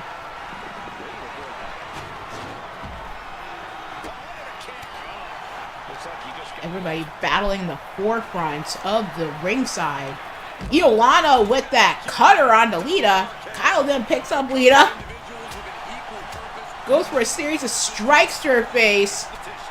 And Lita having to fend off Iolana. Then gets sent across the floor to the rampway. Now Iolana laid out thanks to Sly. Lita winds up the arm and slams Kyle down onto the floor. Getting really feisty now, really into this matchup. Another example would be Killian. Killian is not my character, but everybody knows that I stood up for Killian because Ivy has trusted me to do so when she is not willing to do so herself. Exactly.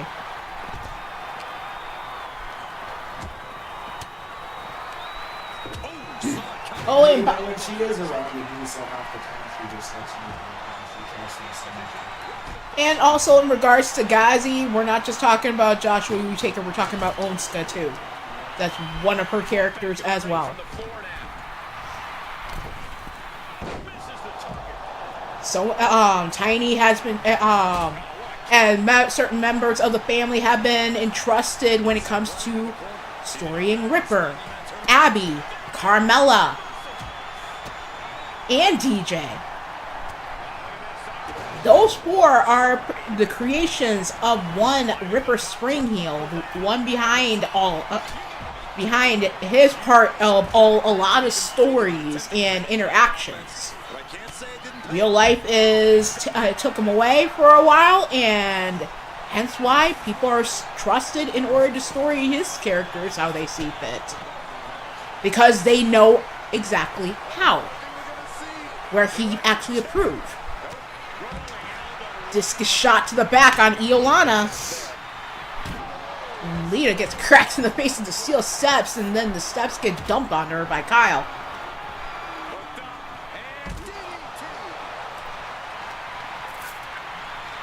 And if Damian Shelley was somewhere in the vicinity, he would be talking about breaking the fourth wall. With all this talk, how we're talking right now.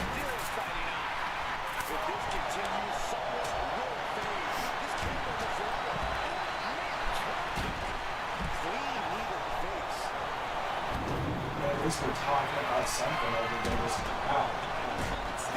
That was a big hunk of steel sent across the floor that hit Lita. Damn. Yeah, but at least we're talking about something now that you're speaking to you. Yep. Sly with a nice takedown on Kyle. Then he turns his attention to Lita. Nice reversal. Turns her attention to Iolana. Sends her across the floor and then returns her attention to Sly.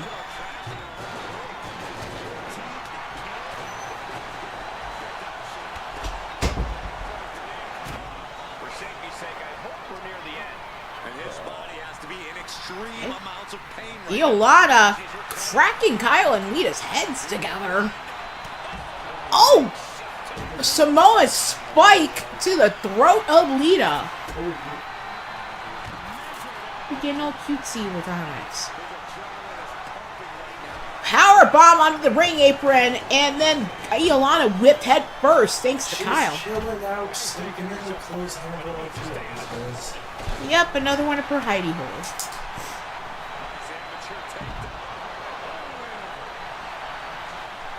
And I'm getting a lot of notifications, I think, of maybe DMs or something in regards to Tiny, because I'm seeing the Mrs. U take her name. Eh. Tiny, if you're hearing the stream, I'm streaming right now, so I don't know if she put in the plans chat or whatever.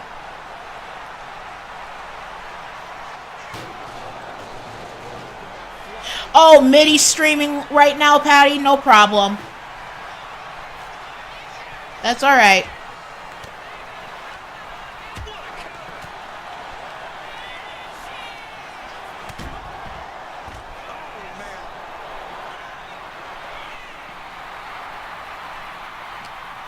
Bodies have been decimated, fortitude has been tested, and these fans are showing their approval of these superstars' performances. I'll read that later. Oh, she's just basically saying that she wants the planned matches for certain character to be different on your show than the ones on my show. She gave you a list of ones to feature on your show.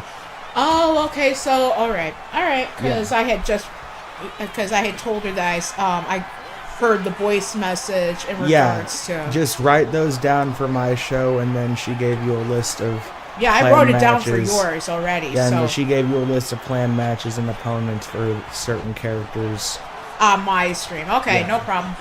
All right, Tiny, if you're lurking, which I know you are, you're usually mostly in the shadows. I'll write that stuff down when I get the chance. But yeah, I understand, Patty, as far as bouncing back and forth between the streams. Not a problem. I appreciate you being here as much as you possibly can. Because you are just as active with Emma as your own self outside of all this. So I appreciate your participation regardless. And this is the community we're in. This is YouTube. Eventually somebody's going to be clashing with somebody else's live stream regardless. So can't always delay. I try not to if I can help it, which is most of the time when Blaze has LTD. I usually tend to wait till after he's finished, even if it's late at fucking night, because I want to give him as much viewership as possible without trying to pull away from What he's got going on and everything. especially since our communities are so intertwined. And not everybody can bounce back and forth or have the time to do so. And Patty gave us permission to speak for Emma if she's needed for anything. If Patty is not able to be in there in the live chat for that stuff. Same thing AJ has told me with his characters. Yeah, because if Emma needs to say anything to Jose specifically, we can speak for her.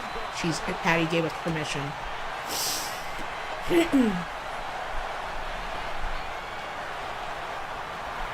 Appreciate the permission given, Patty.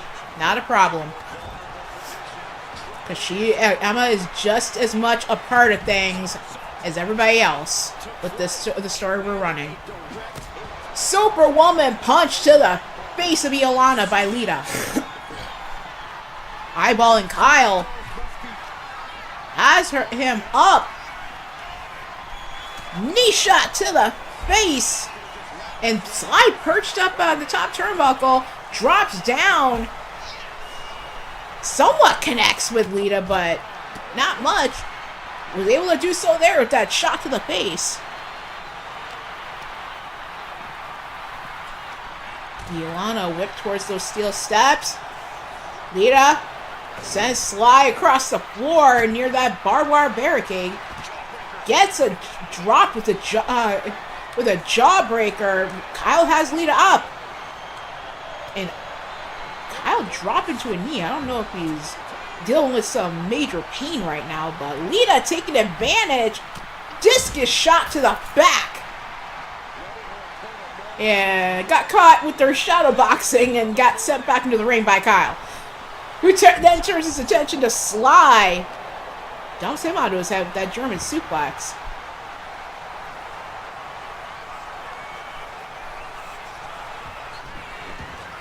Olivia Takeshi,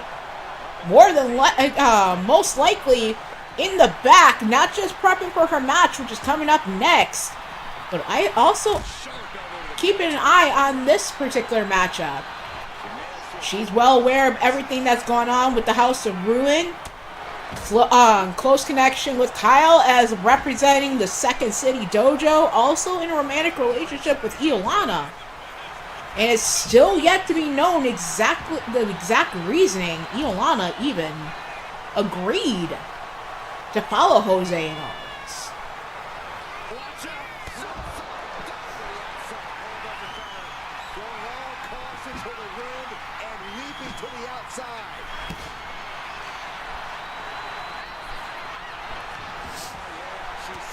Hey, Kasara. Hey, Kasara. Appreciate you stopping in, taking a break from your extensive training.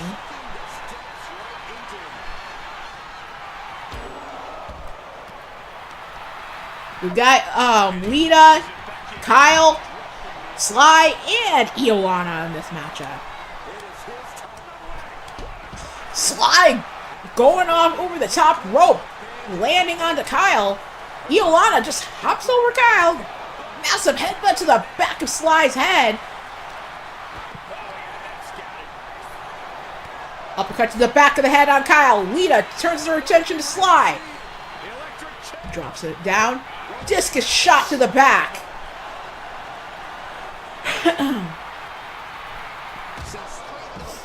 And Iolana coming up from behind on Lita, sending her face first into that ring post. Boot to the face on Kyle from Iolana. Iolana, not the one to be the most vocal out of aside from other members of the House of Ruin. And out of character, I probably need to get into DMs with the creator of Iolana, because I still need to get certain information from her. Thankfully, Kyle invited her to my server. Anywho, back to the matchup. Kyle dropping down on Iolana, raining the right hands.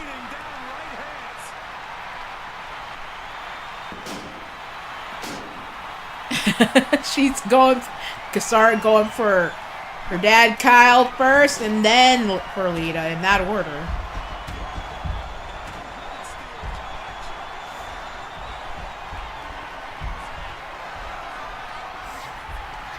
Lita grabbed from behind. Ripcord lariat onto Sly. Kyle back into the ring. Grabbed from behind by Iolana. Has him up. Slams him down. Marcus and Angela Corbin, welcome to the stream. And Iolana has eliminated Kyle Young. Boo! Your hopes are on Angelina now, Kasara.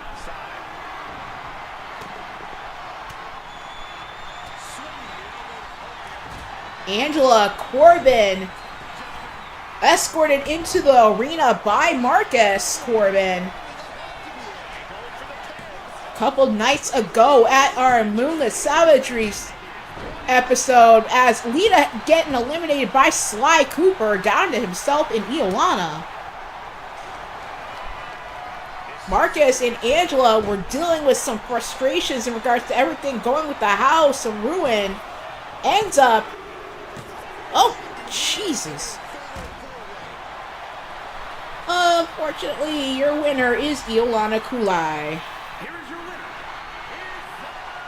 But yeah, Angela and Marcus were basically walking backstage in the arena that night, trying to calm down, chill out, spend some time together, and everything. Drop the frustrations and whatnot. They ended up running into Jacob Baker and Iolana. Got into a fight with them. Angela took the worst of it. And then Arya comes around to back up Marcus and Angela.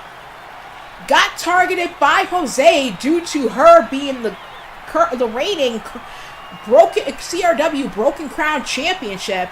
Getting butthurt all because he can't go after the Dead Jewel Championship right now. Basically delivered what was considered a warning shot, where Arya ended up with a concussion and broken ribs. She's now back out of the hospital, still healing and everything. But Angela was also targeted. Fireball to the face. I forgot if it was by Jose or by Karai. And she is literally blinded right now. Having to be escorted by Marcus, as well as other members of the family, having to use his eyes in order to be able to see right now. I happened to be there when she was awakened due to any other injuries she sustained, and yeah, that wasn't pleasant. Coming up next, Extreme Rules 2 out of 3 falls. Olivia Takeshi taking on Abby Springheel.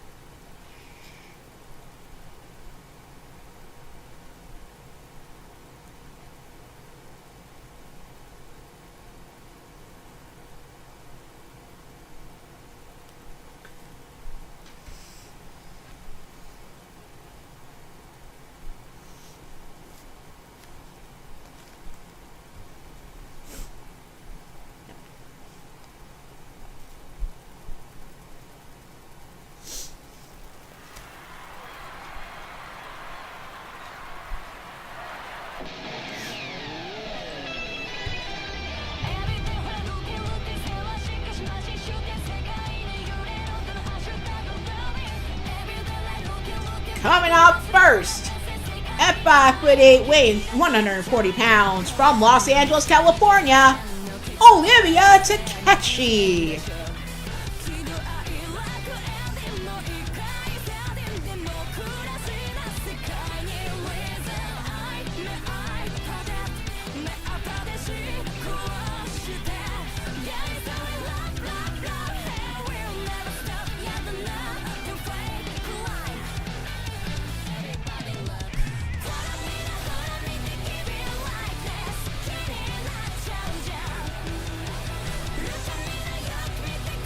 Hugs exchanged between Marcus, Angela, and Kasara.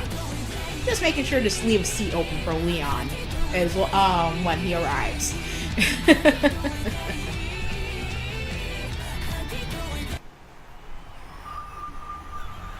And now for her opponent.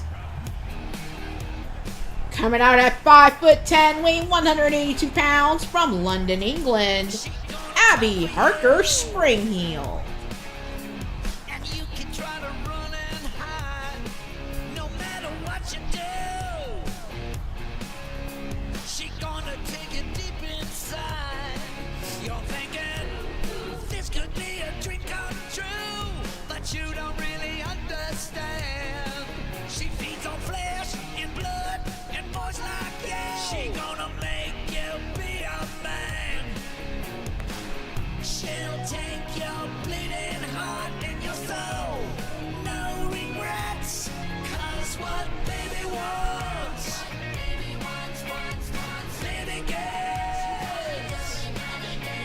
What baby wants, yes, baby gets.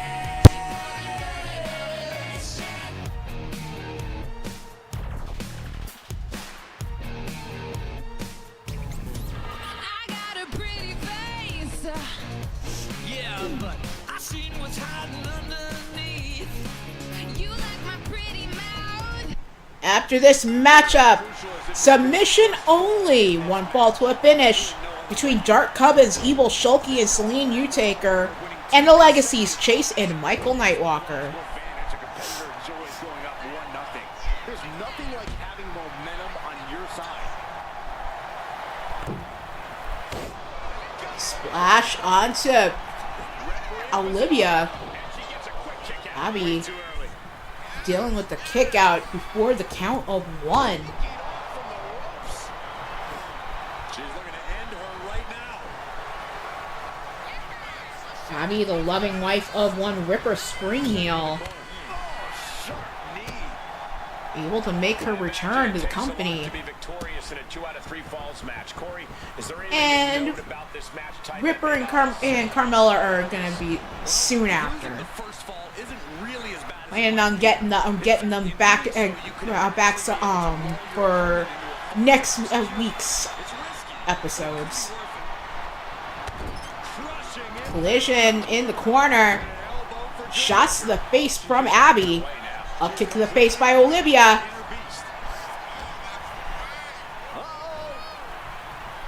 Oh, nice reversal into a roll-up by Abby. Reversal back and forth with the pin attempts. Kick out by Olivia. And this one's taken to the outside. Looks like she's a Olivia has Abby up. Letting the blood drain to the head.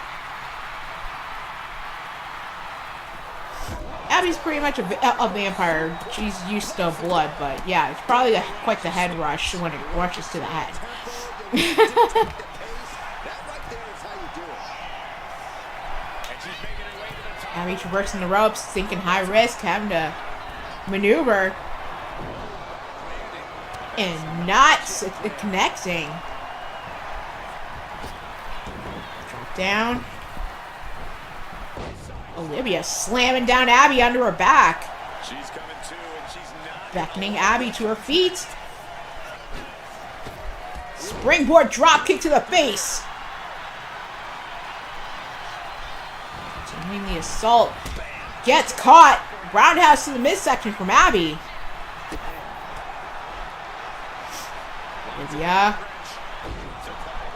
with the slam on Abby. She's choosing to leave the ring now. She's getting back into the ring, under the ropes. They're having issues making up their minds whether they're going to stay in or out of the ring. Olivia lifted up. Out the back. Chop block to the knee by Olivia. It's just draining her energy. She's really struggling to find an answer here. Has to the combination of strikes with the roundhouse, knee shots, and the foot stomps onto Abby. Now Olivia finding the barbed wire bat, ready to tee off, and doesn't really tee off, just chucks it at Abby. Slams her down. Things are heading ringside now. Oh, sees that the barbed wire bat fell to the outside, went about to get it.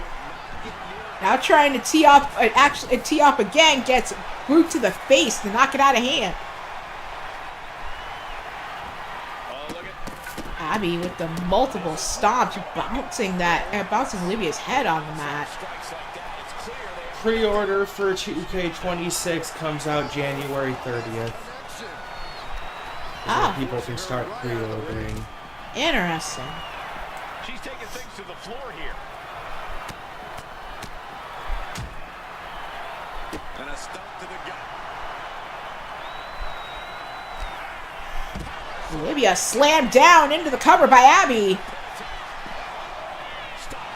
Kick out. So resilient. She's on noodle legs, not looking good. Get to the midsection. Abby hooks up Olivia. Swinging neck breaker. Cover.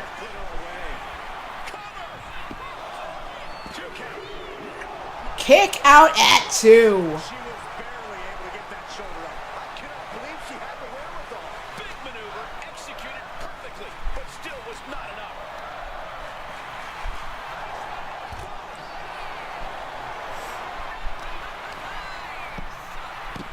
Olivia slamming Abby multiple times onto the back of her head. Jawbreaker in return from Abby. Well, Angela, I guess despite the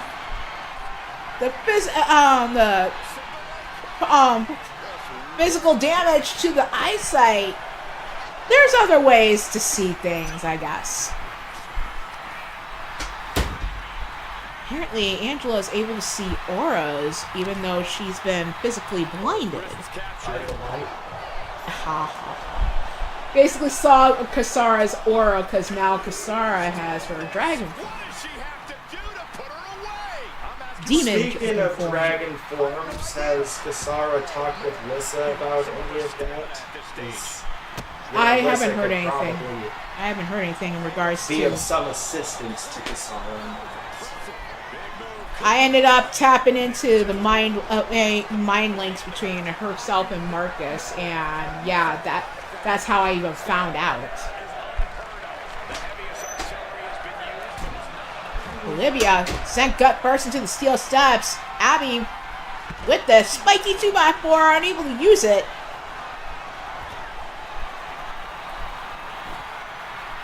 Oh, deep red, emerald green, and black. Nice combination of colors, Kasara. The one was dormant, didn't. Okay. The sheer will to win is on full display. And here we go. Things just got interesting. Oh, okay. Interesting explanation, Angela. Covered by Abby. Kick out at 2.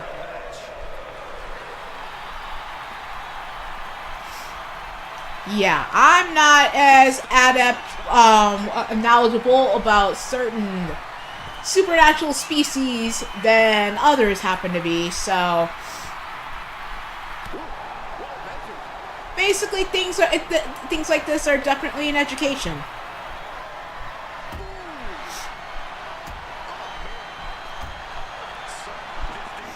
Thank you, Professor Angela.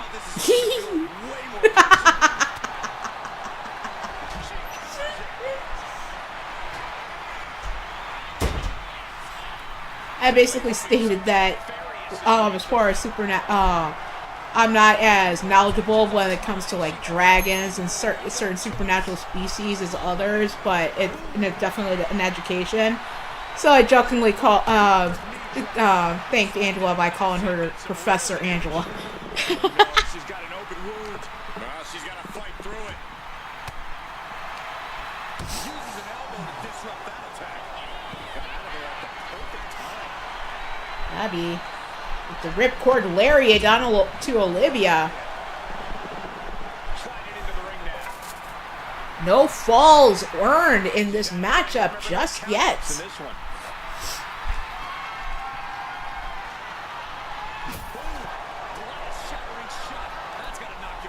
Light 2 busted over Olivia. Olivia comes firing back with a series of shots. kick to the midsection. Drops her with the neck breaker.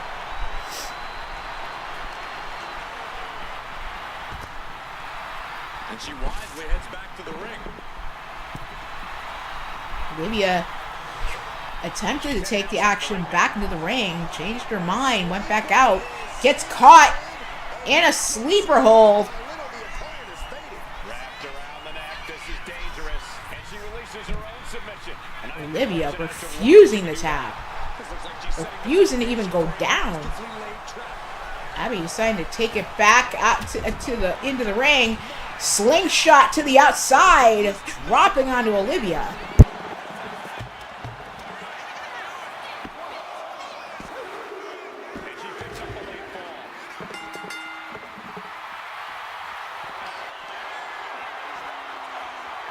Set for the gory special. Will that punch her take it towards victory? This has to be it.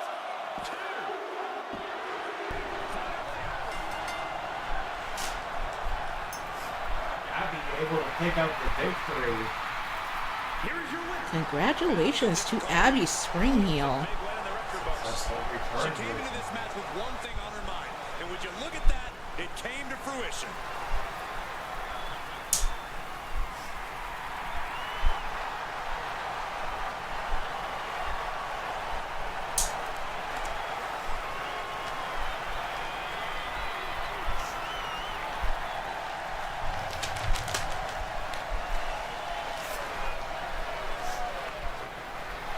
Congratulations to Abby. Moving on to our next match. Tag team action, this time submission. One fall to a finish, falls count anywhere. Dark Coven taking on the Legacy.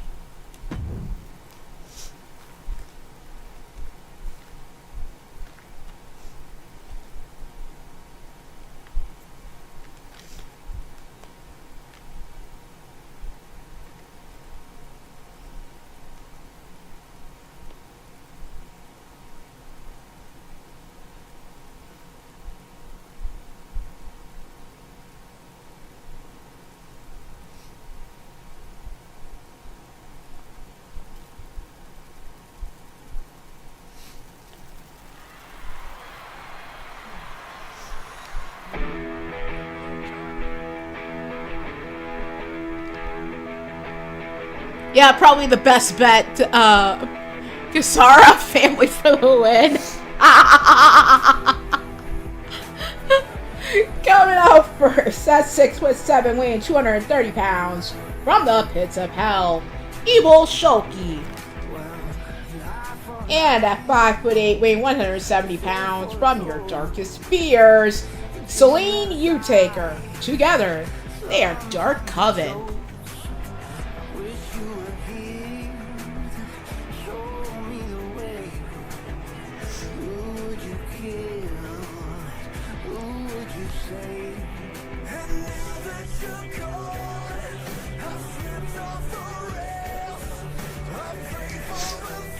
Hey Michael, hey Chase. He's basically like, no matter, it's our Aunt Celine. This is but just another match. Hey Chase? Okay, keep thinking that, Michael.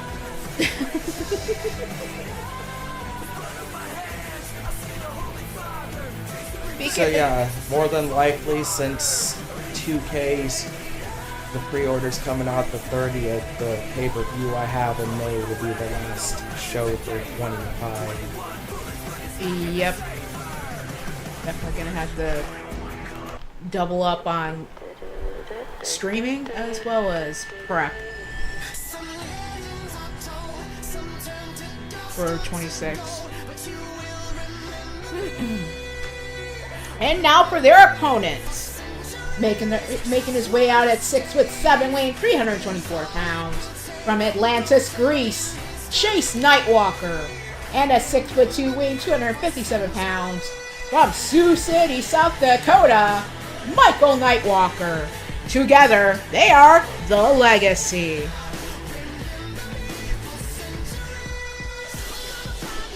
Ah, okay. The boys making sure that's known. This is for their Anti-Kasara The theme since the second night 2 of CRW Nightfall. The Heart Hands on behalf of one Kasara Utaker.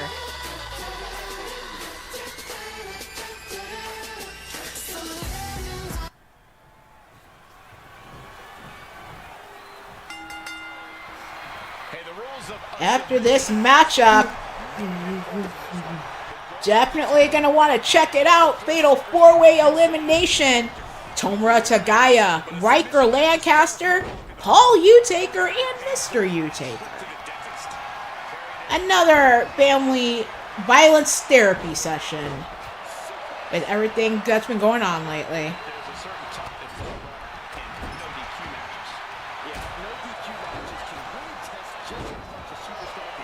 Oh, Kasara has been persuaded to choose a side.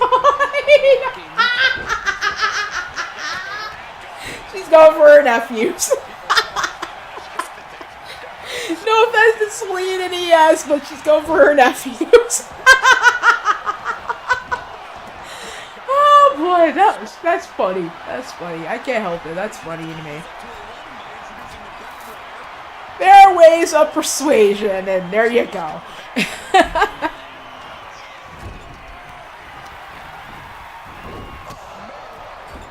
ES sent onto the ring apron. Shot to the face from Michael. Shoved away. Oh, Chase has a hold of ES. Whips her into the corner. Michael with that stunner off the ring apron onto Celine. And Chase dropping down onto the knee of ES in the corner. Sucker for smirking smiles like they got for shenanigans. That's okay, Kasara. I just can't help finding it humorous. ES to stomp to the thigh muscle on Chase. Submission applied. Boston Crab. Chase having the strength to whip her off of him. He's looking for something. This could get dangerous.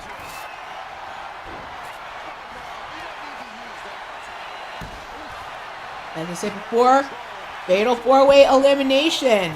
In the main event, Azrael Black making the challenge for a casket match to take on Lilith.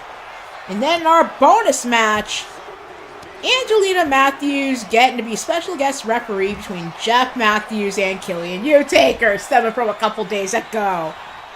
I believe someone being put in a chicken suit is on the line.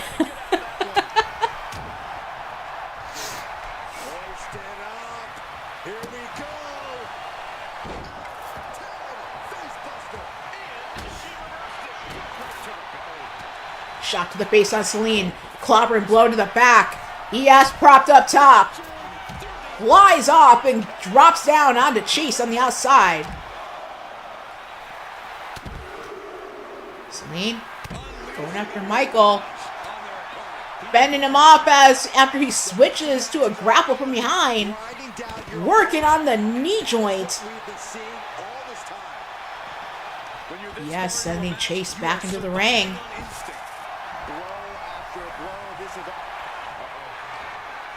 Oh, looked like she was possibly going to lift Chase up or something. Able to fight her off. Drops down with the double knees as Michael perched up top. Loser of the bonus match gets a complimentary jar of CNK edibles. That way they can be fried chicken. Or baked. Whatever one. Yep. Either way, they're going to be cooked somehow.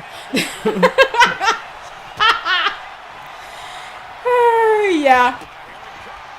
Yeah, it started with an interesting back and forth between Killian and Lita and Jeff. Celine able to break up that submission by Chase. So, on a past episode, and yeah, that's how we ended up with this special guest referee match. Jeff even brought up the idea of Lita being a match between himself and Killian, and her be the referee.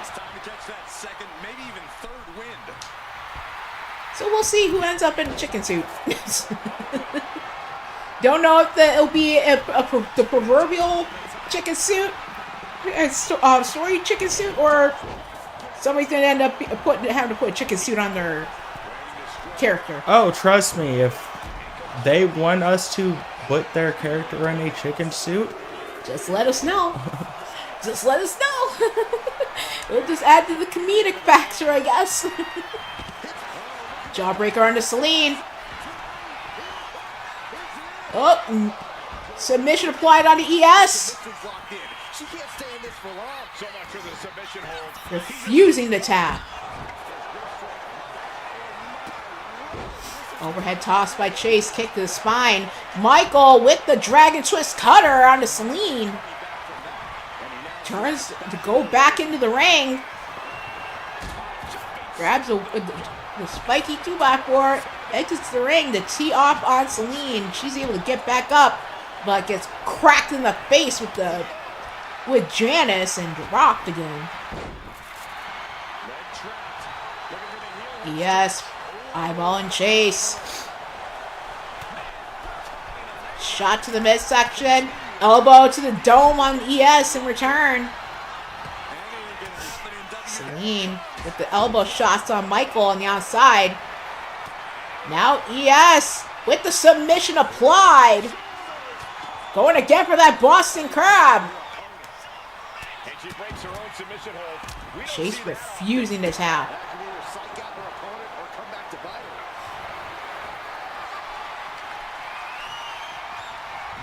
Chase down in the corner. Gets cracked over the head with the barbed wire bat. Superman punch to ES. Stomp to the arm. As Celine, that series of maneuvers known very well throughout the family training, wrenching back on the arm, double knees to the spine.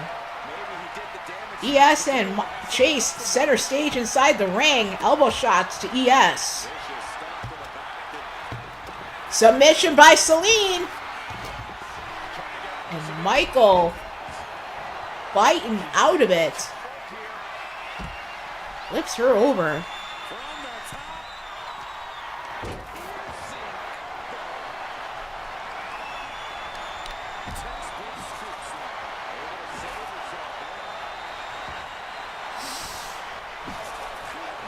Yes, teeing off with the barbed wire bat.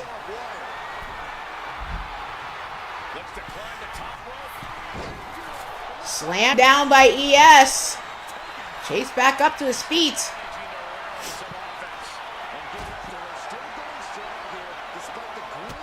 F10 onto Chase. Having an airplane spin in the air. Submission on the outside.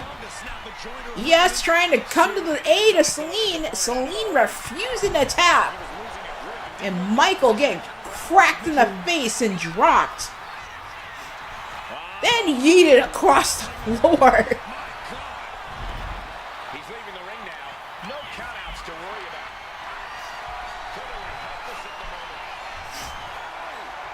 about. Evil Shoki sent across the floor.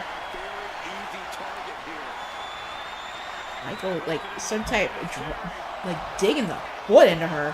Kick upside the head on Celine. Chase now going for one of those pairs of steel steps and dumps it on her.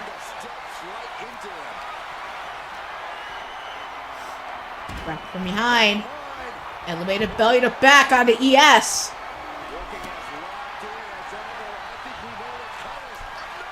Michael with the Stun Dog Millionaire onto ES.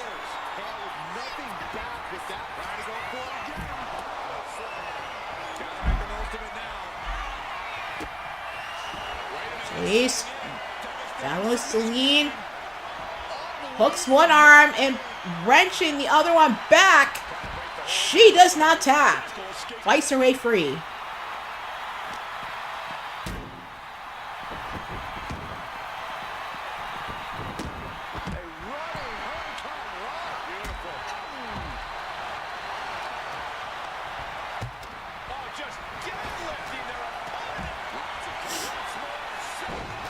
Powerbomb by ES. Now going again for that Boston Crab. Up into the torture rack.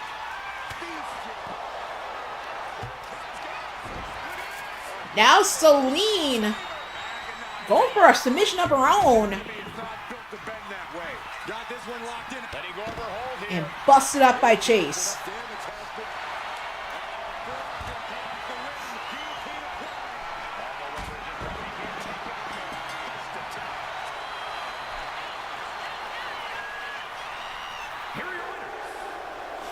And your winners are the Legacy. And a big-time victory for this tag team here tonight. Taking on multiple opponents simultaneously is no easy task, but these two really took it in stride. And looks like it's just me in the booth right now because Atticus had to step out of the booth for whatever he has going on in the background here. So you're gonna be hearing my lovely voice for the rest of the show.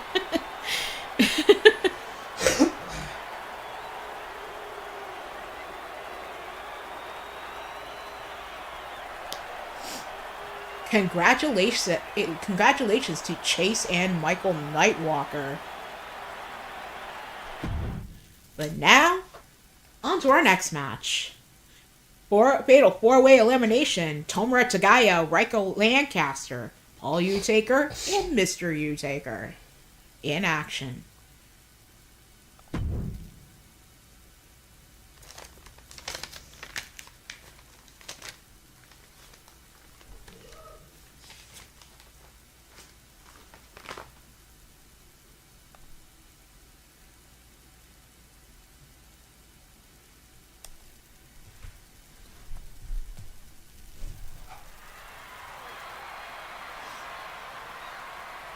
Here we go, guys.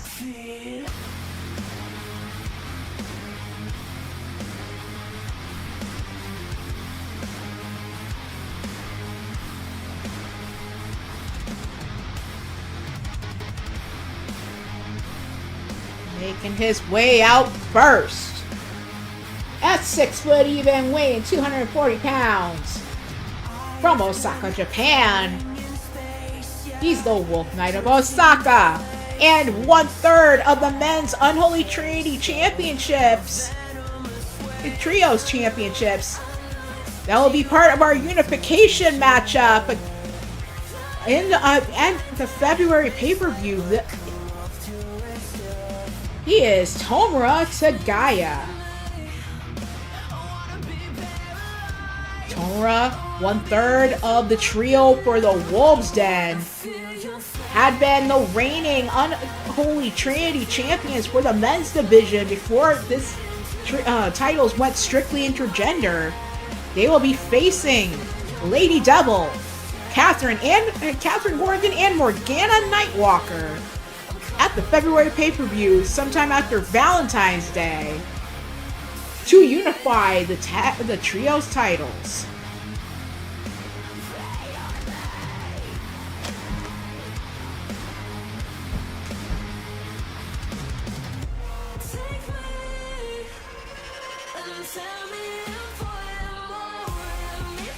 Once unified, it will be the trio's titles will be the Wicked Those three, or they'll be facing representatives for them.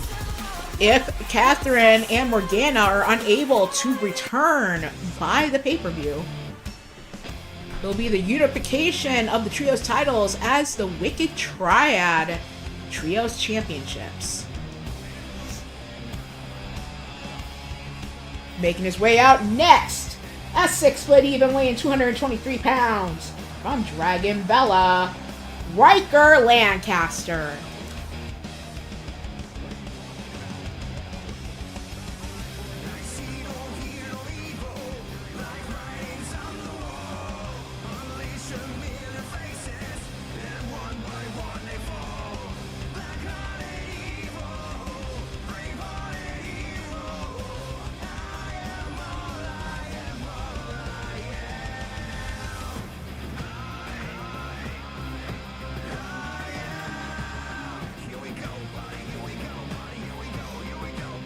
Chase and Michael basically emphasizing the heart hands in the direction of their Auntie Kasara and Auntie Angela.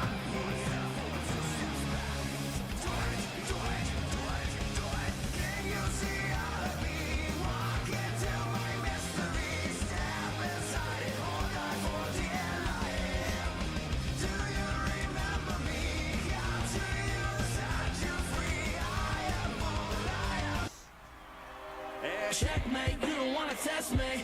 I will go to my toes and my nosebleeds. I said checkmate, you don't wanna test me. Or the wrestling, that's when I take deep. That's when I take deep.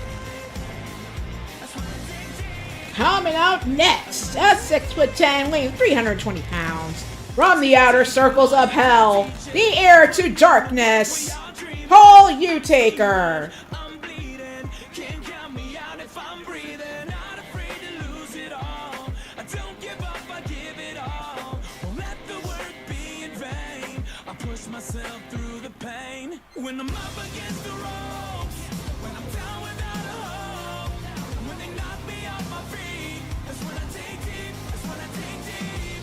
When I've had all I can take, when I'm just about to break, and when no one else believes, that's when I take deep, that's when I take deep. I said checkmate, you don't wanna test me.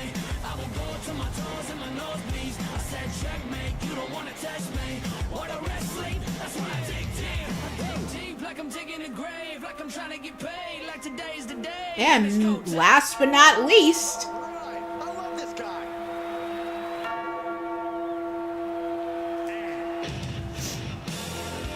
making his way out at 7 foot even, weighing 358 pounds, from the outer circles of hell, the patriarch of the Utaker family. Friends and family call him UT, but you can call him Mr. Utaker.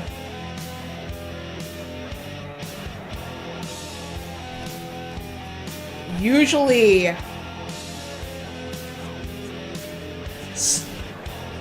not as vocal as the rest of the family, a strong silent figure with a lot of who's stoic, while the rest of us get flaming mad a lot of the time. But yeah, with everything going on with the family, definitely with a lot on his mind.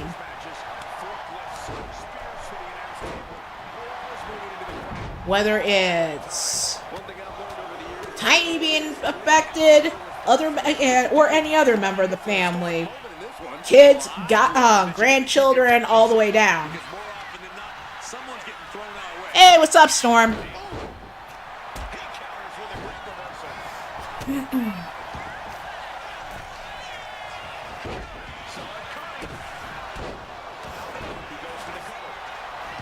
Mr. Yu going for the cover on Paul. Kick out. Way too soon for him to be thinking about a pin. Mr. Yu shoving away Tomura. And Riker knocking down Tomura, but also it seemed like he knocked down Mr. Yu at the same time.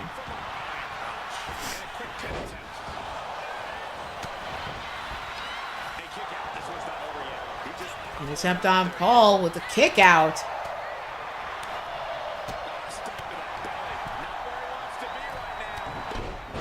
Springboard kick to the face. Cover on Paul.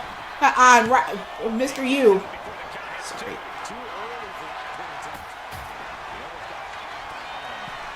For a split second there, I mistaken Mr. Yu for Paul. But basically, Paul is like the younger embodiment of his dad, so gotta make sure to know UT wears purple and black, and Paul wears green and black.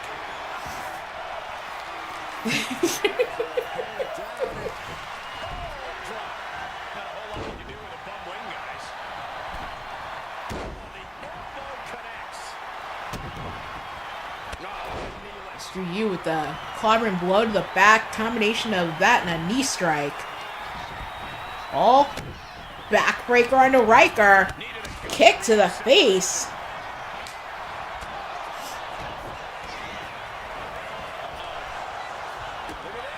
Boot to the face on Mr. Yu. Spin kick from Tomura. And then Mr. Yu gets back up and launches a bleeping clothesline onto Paul. Says Tomura into the ropes, overhead toss. While Riker with the shot to the back, dropping Paul. Then going after Mr. Yu. Kick out at 2. And Tomura invoking his inner RVD. Okay. Instead of basically saying, making sure everybody knows how to pronounce his first name. Tomura. 2 count only in the ring on Paul.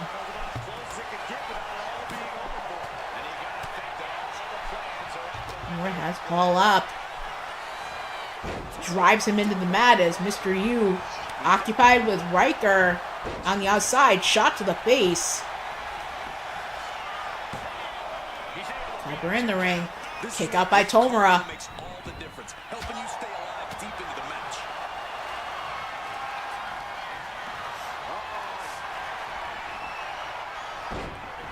Oh, dropped onto the back of his head while Mr. Yu walking around with the sledgehammer gets dropped himself. Tomura going up top.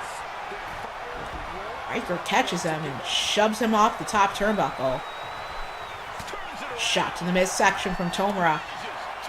Returns and elbow shots. No, with Mr. Yu grappling from behind. Mr. Yu with the sweep of the left to the knee joint of Riker. Gets dropped onto the back of his head by Tomura. Oh, has a hold of him, swinging neck breaker as Riker's on the outside looking for a weapon. Finds the trash can. Changes his mind about utilizing it. Oh, with the stomp.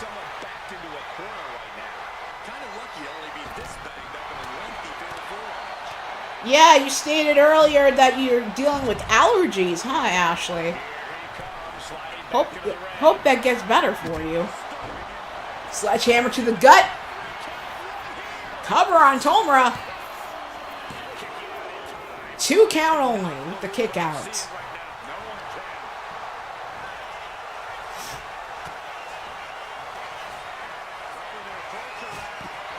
Riker with the knee shot. Busts open Tomura onto the cover. Kick out at 2. As Paul sent gut person to the steel steps by Mr. Yu.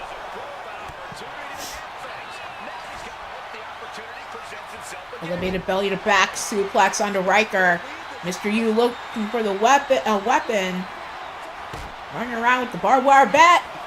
Takes the long way to reach Paul. Cracks him over the head. Hit an attempt on the inside, only getting a 2 count.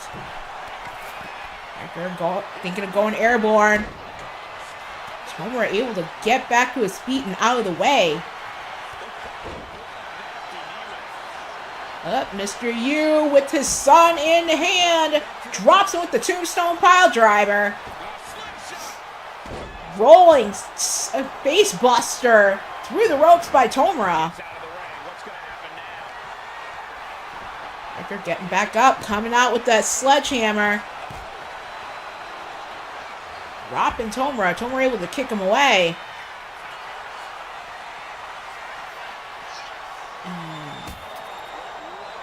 Paul with the light tube.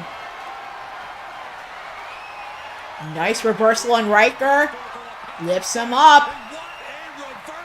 Slams him down as Mr. Yu sending Tomura back into the ring.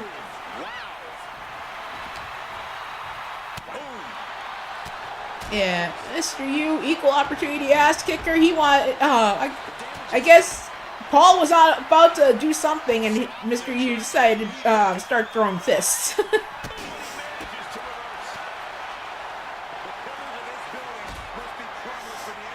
Mr. Yu has a hold of Riker.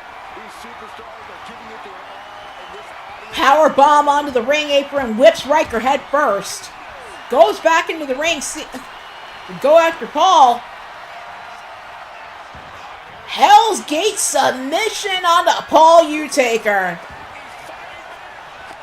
All seen this this movie before. He's fighting his way out of being cast in it. Oh no, Mr. U has a hold of Riker. Oh, drops him. Looks like some type of gut buster or a lung blower.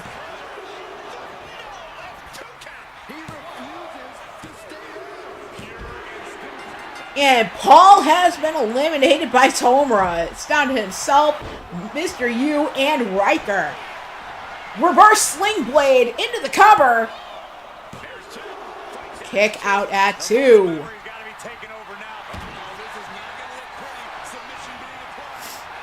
Submission applied on Mr. U. Working on the arm. So Mr. U able to fight his way out. Kick to the midsection.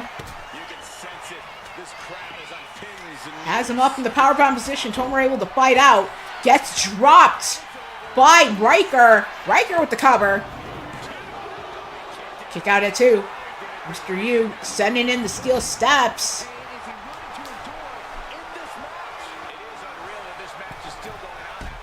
Slingshot drop kick onto Tomura. Turns his attention to Mr. U and the clothesline. I don't know what Tomura was trying to do there, but he did not connect on Riker. Shot down low. Shot to the midsection, then uppercut shot. Looking like a shote, I believe. Hey, Storm. Ooh, Mr. U slamming down Riker face first and busting him open. Shot to the back with the sledgehammer on Tomura. Mr. U with the cover. Kick out at 2. How in the world did he kick out?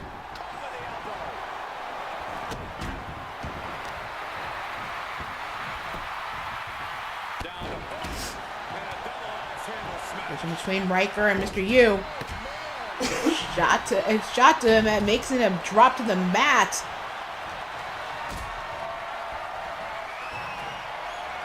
Tomura has a hold of Mr. U now. Slams him with the power bomb. And steel steps to the face on Tomura. Tomura firing back. Multiple kicks to the chest. Then kick upside the head on Riker. Cover.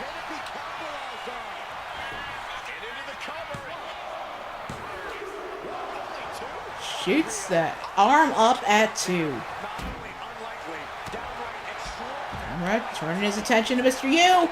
DDT. Cover. Kick out at 2. Riker having to roll out. Take a breather.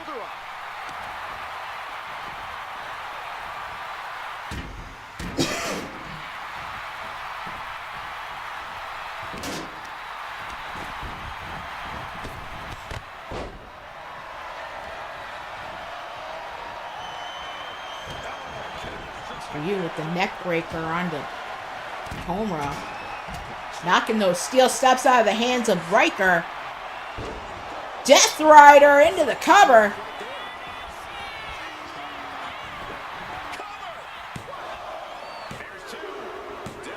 And it's down to Mr. U and Tomura. Tomura trying to utilize those steel steps. Rakes to the back by Mr. U. Shot in to the face, then the leg lariat onto Mr. U in return. Cover. Kick out at 2.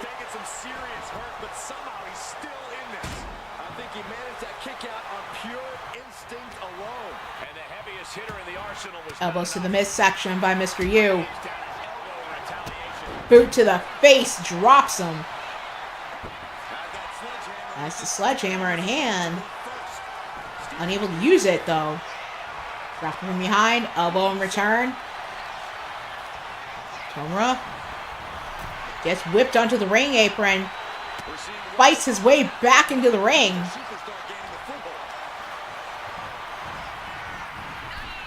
Once again, whipped onto the ring apron. Then shoulder tackle, knocking Tomura off to the outside. And now gets tossed into the ring.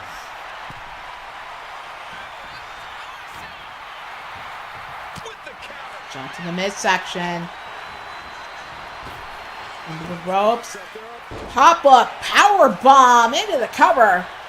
Going for the victory. Is this it? And that is it. Your winner is Mr. U-Taker. Here is your winner. A truly stunning performance to win this fatal four-way match. Yeah, you cannot discount just how much endurance went into Greatest of veterans in this matchup, proving he's still got what it takes.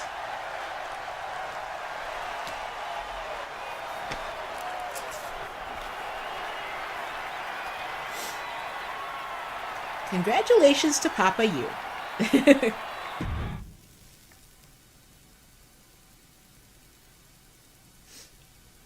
Now for our main event before we go into bonus match.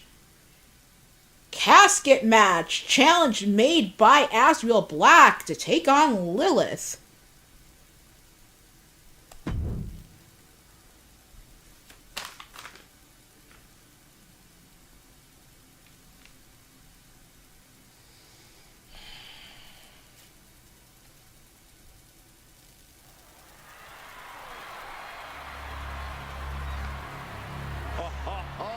Are you guys ready?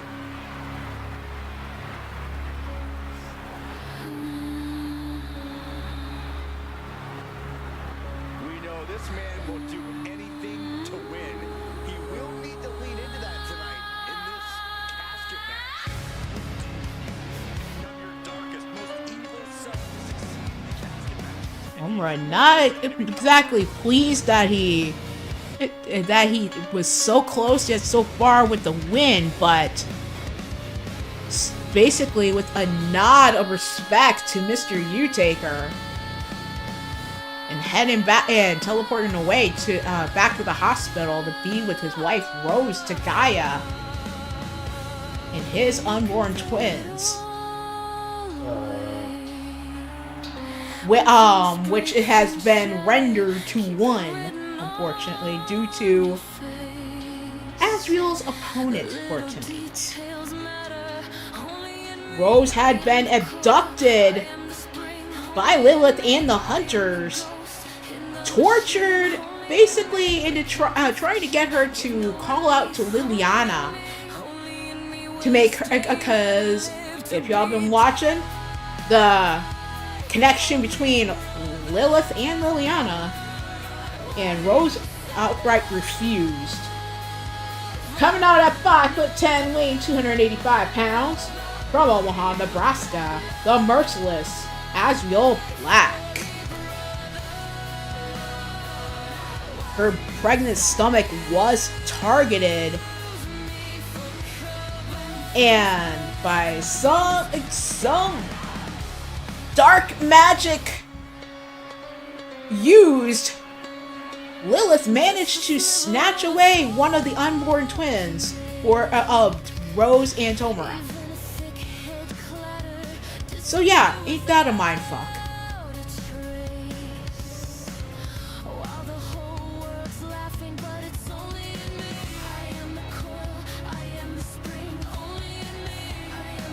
Rose in a medically induced coma.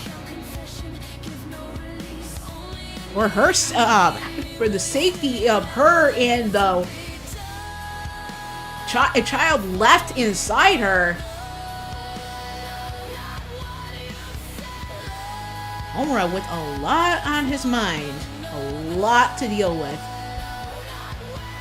The rest of the family getting tormented, and now this with Rose.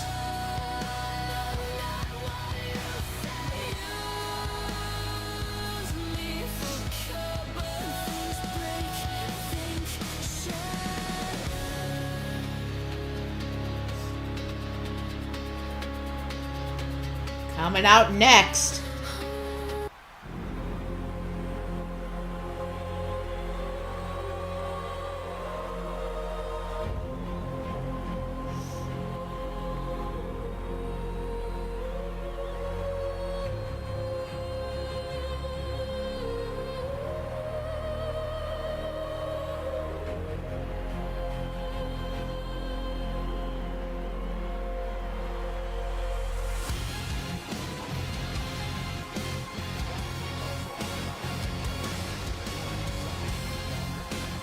representing herself more than the House of Ruin, in my opinion. From the Void is Lilith.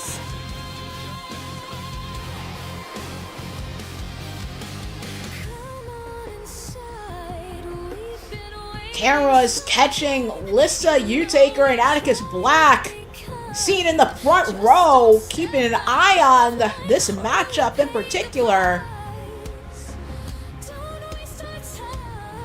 Atticus and Lissa, the biological mother and father of one Rose Tagaya and Liliana Lancaster.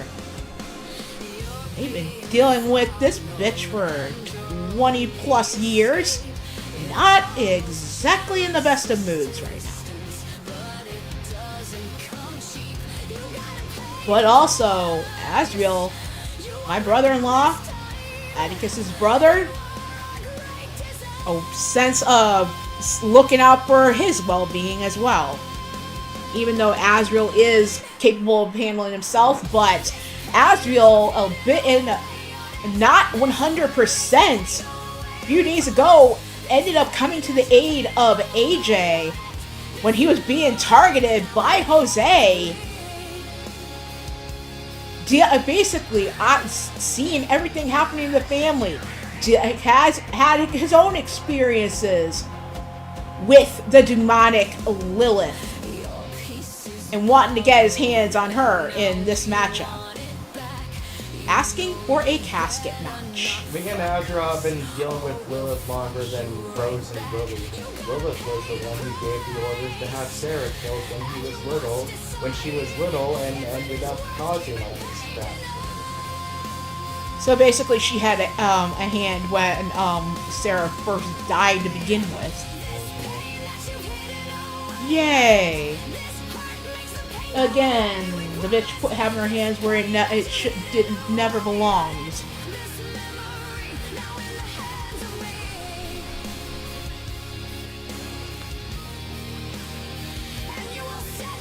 As the officials are bringing out that casket,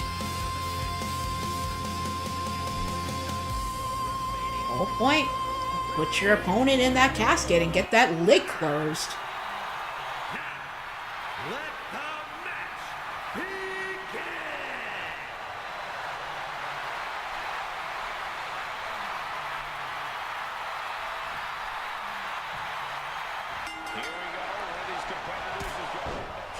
Kick right off the bat from Azriel. Driving the knee into the ribs. It's just metaphorical, but that casket seems to hold bigger implications for these two. I don't think anyone wants to end up in a casket before their time. Kick to the face by Lilith.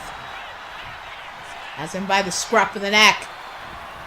Into the ropes. Kick to the back of the leg. Lilith is the one who gave the orders to have Sarah killed. She's the reason why I had to sacrifice pretty much all but a small part of my soul and became a reaper, and my last role became an angel of death. Again, sticking her nose where it didn't belong. Hence being the catalyst of a lot of crazy of this multiple decades of BS. So you can avoid getting sent into the casket, and so it's right where you need it when the opportunity presents itself. Or centuries, depending on how long you've been living. So, Azriel set into the casket. Ugh. Boots to the back, the ribs into the face. Problem with this is basically Lilith took over the original body of Liliana. So, despite a few tweaks with her powers, she's basically the original embodiment of Liliana. Face, mindset, as well as her arsenal. Why she had to take over Liliana was because the last time she was around, I think Paul and Celine and Mason ended up destroying her original body when they used the sword on her before, but considering the fact that they weren't the ones to truly kill her, all that did was just destroy her. Vessel that she was using at the time. So It destroyed the link between her and Lily. It was just suppressed until it tried to kill Lily late last year. Because Paul and Celine and Mason basically were able to make it so the connection between Liliana and Lilith wasn't as prevalent. It was pretty much gone and dead until Lily died, at which point it basically broke the protection that they put. It was basically as long as Liliana lived, she was truly safe as in regards to Lilith. But Trevor, especially with the dagger, she was killed right in front of Rose.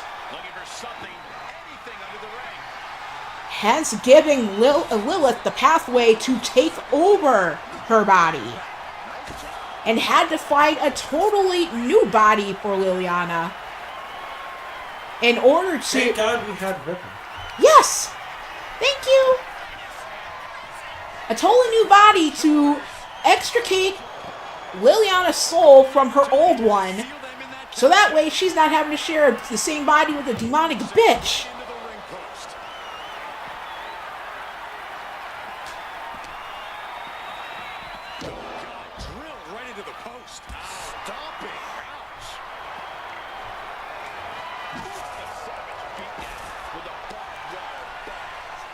Plus, it doesn't exactly work well for the mindset of Liliana, especially knowing that her baby sister happens to have been affected by all this, by Lilith, after I ended up having to go into early labor. And what could possibly be the future of our youngest daughter, Ariel, in all of this. So yeah, demonic bitch put her hands in too many cookie jars, and now we got quite the mess.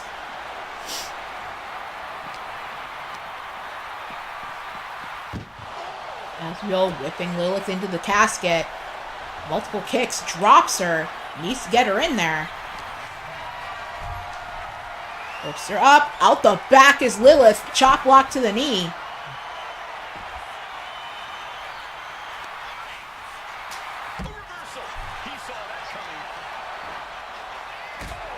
Kick to the back on Lilith. Brings her back to her feet. Yeah, this is troubling. Can only hold on for so long. Brings her back over to the casket. Manages to slip out of the Grabbed way. from behind by Lilith. And Asriel able to fight. Reversal by Lilith into the reverse DDT. With the inverted DDT.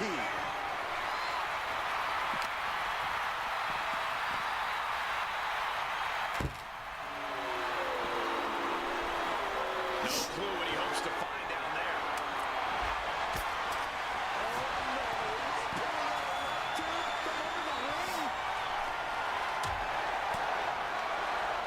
Mr. U-Taker wanting to a moment with his daughter Angela. From what I'm seeing in the live chat, Marcus escorting her to his location right now. Mr. U-Taker winning that fatal 4-way he was in moments before the start of this matchup.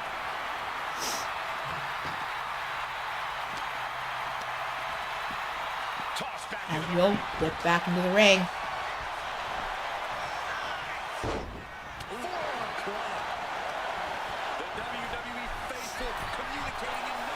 Angela, as a girl dad, I think Atticus would understand that part quite well. Not ready to put the lid on this one yet. Apparently closing that casket is easier said than done. She's amped and ready to show she's not going to be messed with. Barbed wire bat to the dome on Lilith. Brings her to her feet. He gets whipped into the casket. Oh yeah, I understand full well when it comes to that, especially when it comes to Andromeda. Yep. Andromeda, Rose, Liliana. Rose and Lily have always been more, Independent. yeah. And a little bit more like Lissa. Yep. But then there's Andromeda. Then there's Ariel, but she's pretty much a baby. Not. I've always a couple been the months first old. person Andromeda runs to if it ain't Jack. If it ain't something Jack can help get off her mind, it's usually me she comes running to first. Because it's gotten to the point where, yeah, Andromeda and I are close, but it's just sometimes a girl just needs her dad. I know the feeling.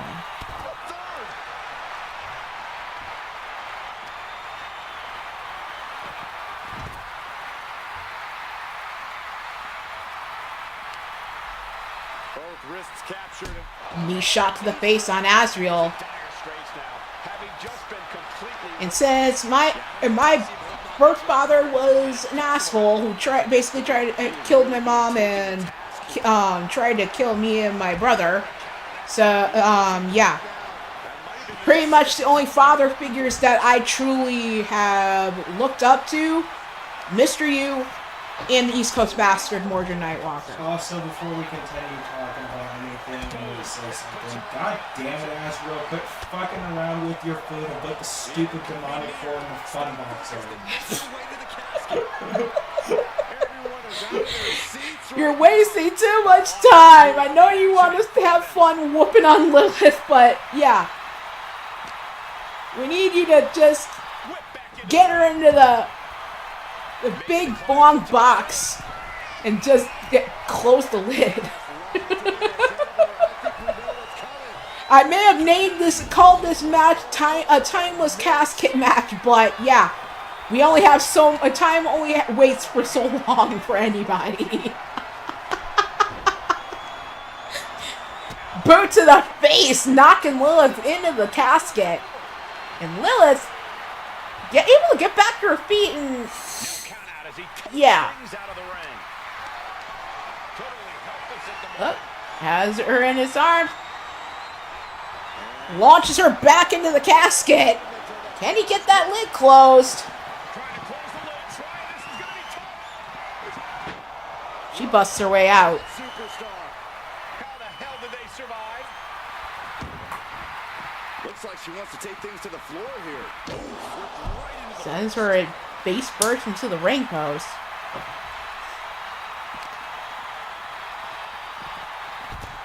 What? I mean, I understand that these type of matches are like a finality to feuds and whatnot, but it seems like it's also a lot of work. I mean, you gotta make sure that you can whoop on somebody enough to get them into a casket or an ambulance.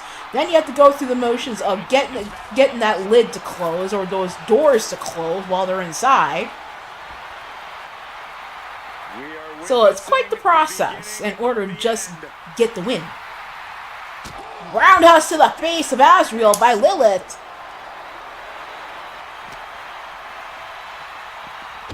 Face burst into the ring post.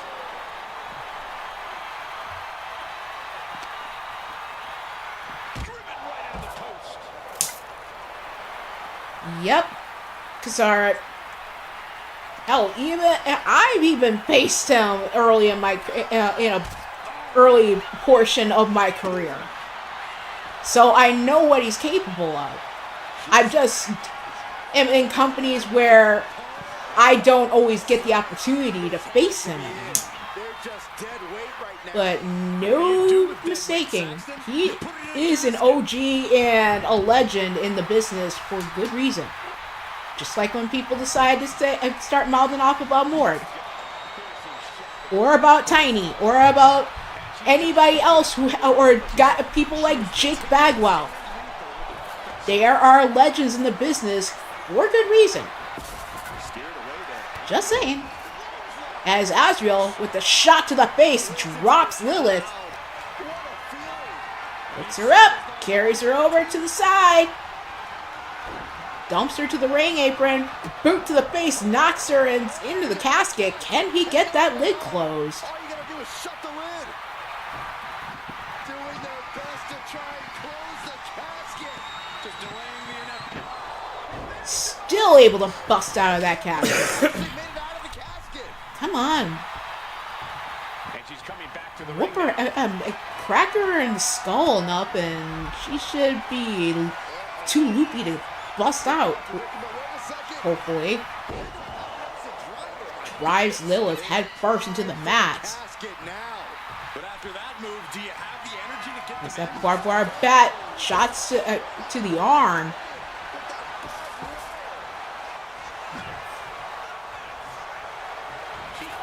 Then just chucks it at her head. Working on the arm. You're looking to hurt someone. He's just stacking up these attacks. Something snapped inside him. This is barbaric. Now Azrael whipped into the casket. Oh no. Resting. Trying to get the lid closed. The casket closed. They're apart. Fucking hell. That's it. Demonic bitch got the win. Here is your winner. Not a good thing. Especially when this is like playtime for her. She don't give two shits that she's doing this in a wrestling company. Watching someone struggle for their life. Might as well stay in the casket and take a nap at this point. And just sitting on top of the casket like not much of a task in order to put him in it.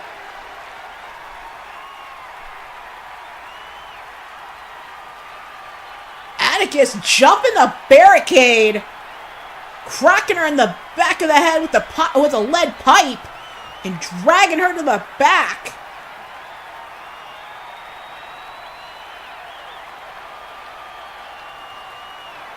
Lissa following close after him.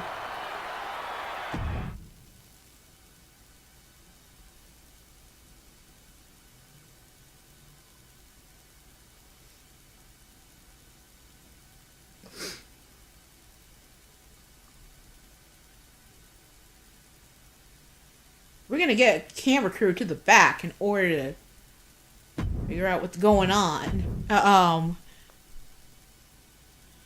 Oh boy.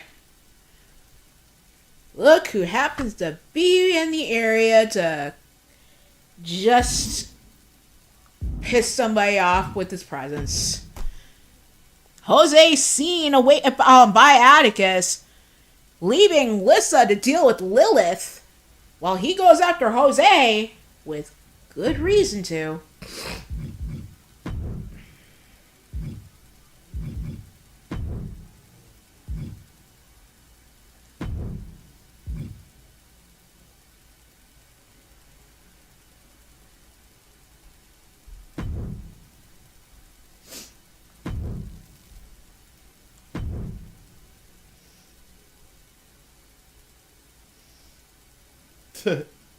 What did she say? Emma.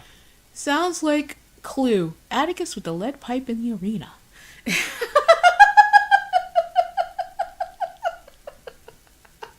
Love it.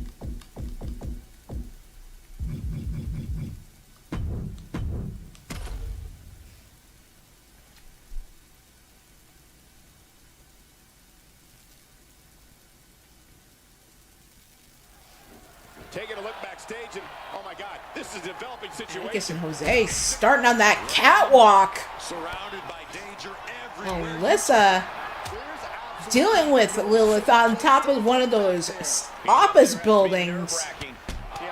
I guess with a knee shot to the face on Blanco. Jose most definitely trying to get in some strikes on Atticus.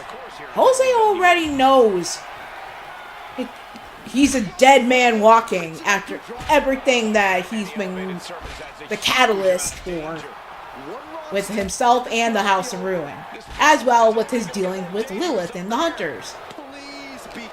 He's just too blinded by his own hatred and justifications of why he does what he does. She's not one to be messed with. Hey, those platforms are for trained personnel only. Can't they read? Well, that's obviously a formality at the moment. He is determined to fight out of this predicament. Camera's catching the words of one Lilith calling Atticus and Lissa stupid, arrogant fools, saying she's gonna end this once and for all. We'll see if that actually happens. And down the elevator and out goes Atticus. Spinning back fist. Super kick to Jose. Back into the elevator. And Jose just ends up laid out traveling to the up the elevator. Back down. Lilith with the upwards knee shot to the face on Atticus. Jose getting his hands on Lissa.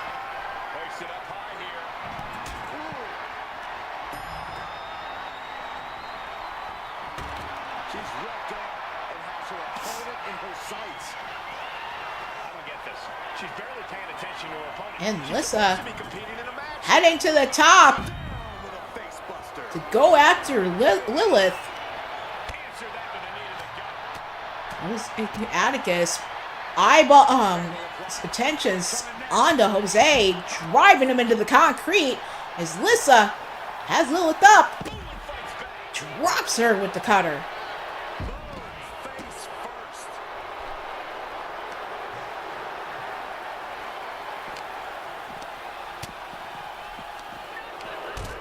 Lissa has had enough of Lilith's bullshit.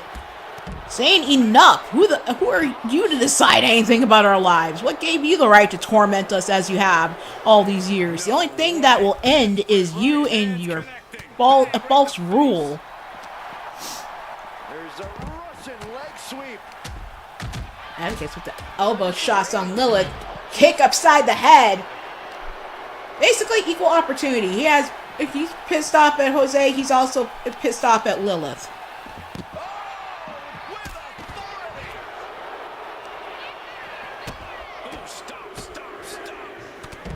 And Lissa saying there's only one true queen of hell, and it's certainly not Lilith. Animal would definitely be very, very happy to hear Lissa be saying that. Because Lilith has gotten too big for her britches, thinking that she's gonna take over from Tiny.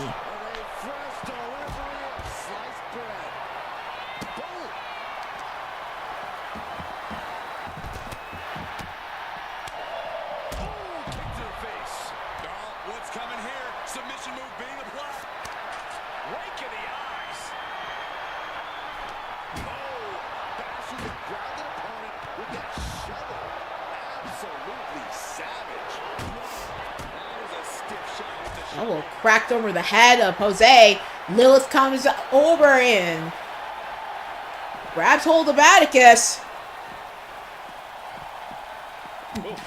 Walking him up that driveway back there. Slams him onto the concrete.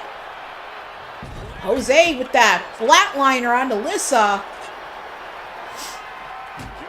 See, that's the thing. You got a lot of hard-ass objects. Concrete all over the place. Because it's partly part interview area, part backstage parking area / storage. Lilith with the damn fucking fireball to the face of Atticus. For fuck's sake. Like, nobody has the balls to fight with their fists and feet Trying to anymore. control his opponent like a puppet on a string.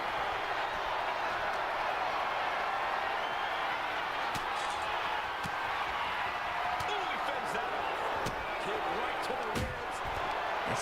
Atticus, oh, Please stay down. was trying and was still fighting with Jose. Directly Basically, to the asked dome. it's saying That way he's you see a double Jose for still haven't weeks. really told him why. Basically, swore loyalty, took him in, gave him his trust and his daughter's trust, and Lilith able to get a clear shot on Lissa to knock her out.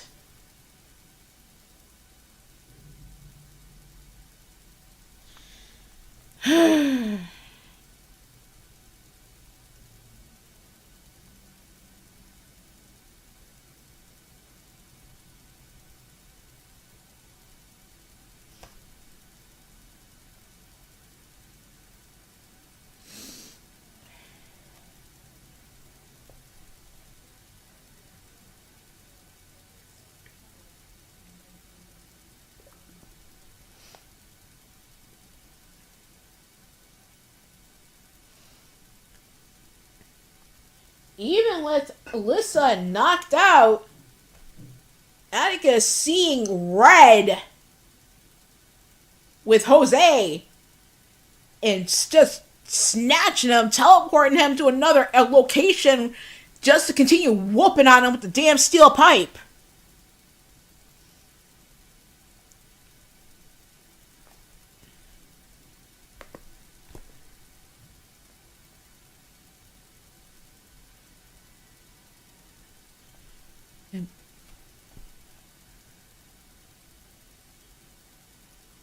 And basically, hearing the voice of one Kasara Utaker, he manages to drop that lead pipe and walk off, ending things for now.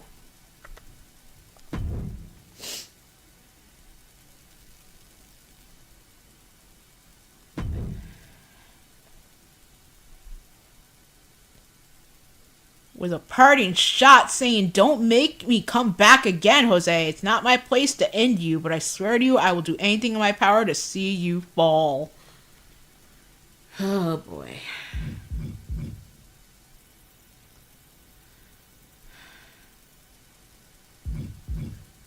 Go down. Here.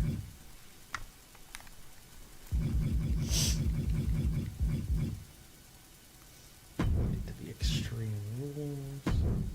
Unfortunately, it doesn't let you use custom arenas in the special guest rep matches. Because they're assholes, but Yeah. nothing new. Nothing new.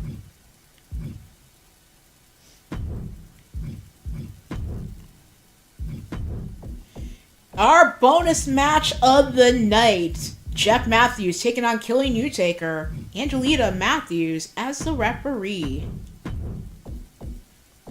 The fate of someone in a chicken suit is on the line.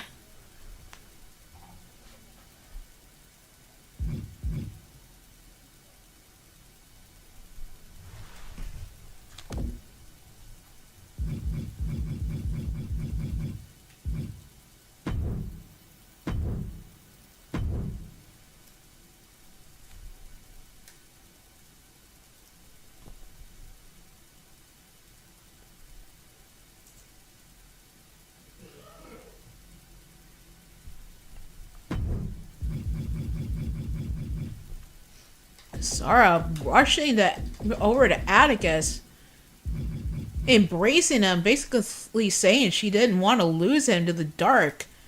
To please don't go there. He basically stopped him because she actually sensed him about to go that far. Felt him going where he doesn't have to go. Not for her, not for any of us. Trying not to lose him like that. The voice of reason in the ring has arrived. She'd better keep this match clean. Sarah, sweetie, a lot of us are trying our damnedest not to go that far, but yeah, it's a little difficult to have a much restraint. as our special guest referee in this bonus match heads to the ring, the Sinister Sheena and Alina Matthews.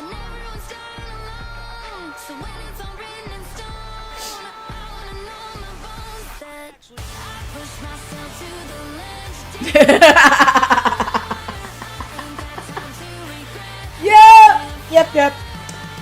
Kasara, it was Jeff's idea for this to be between himself and Killian instead of Lita and Killian. Putting Lita up as the special guest referee.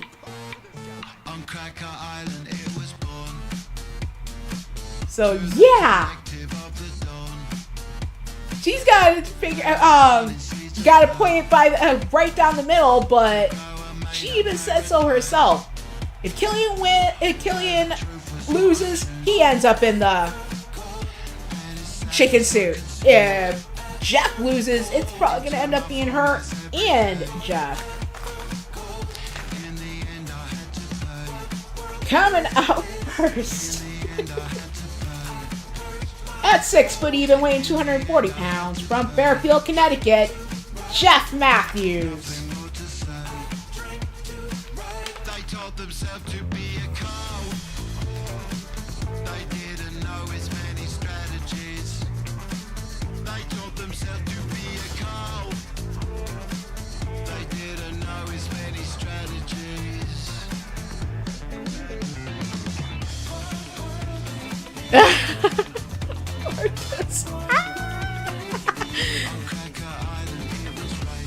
Oh my gosh. Funny.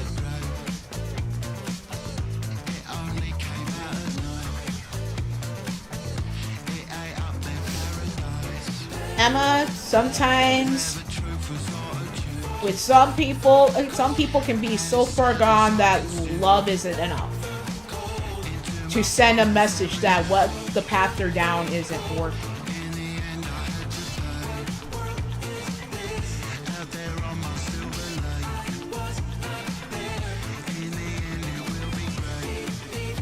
Atticus not only receiving a hug from Kasara, but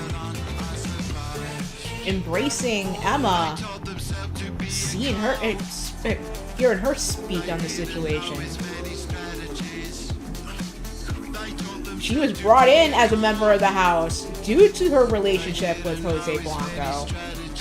Earned her freedom in a matchup against Karai, where Jose had to be the one to count all those balls in an Iron Man match.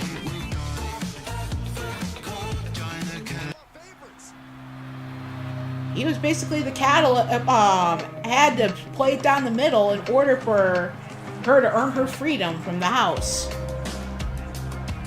Coming out next, at 6'6", weighing 228 pounds, from the outer circles of hell, Killian Utaker.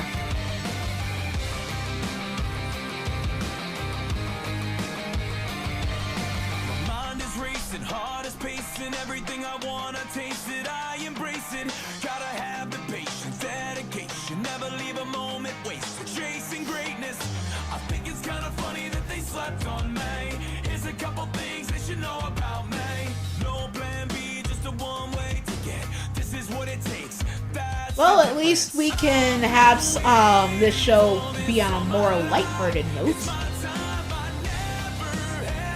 Despite everything that's happened on tonight's show. A bit of levity is very much needed.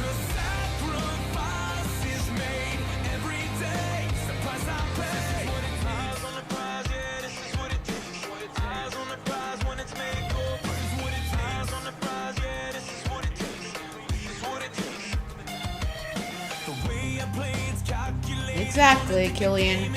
Let the moment ending this with humor and levity and fun is much needed.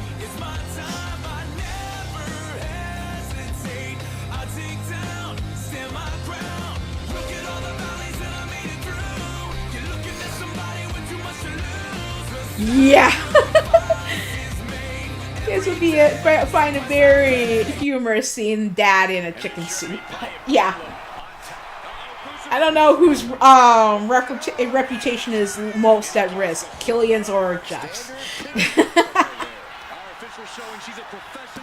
No, I'm pretty sure Jeff's kids would get a kick out of seeing him in a chicken suit. Too. Hell, we're talking about someone who's goes around in a dino actually, costume. Actually, it fits because they say chickens are descended from dinosaurs, so technically it's just a more modern day dinosaur suit.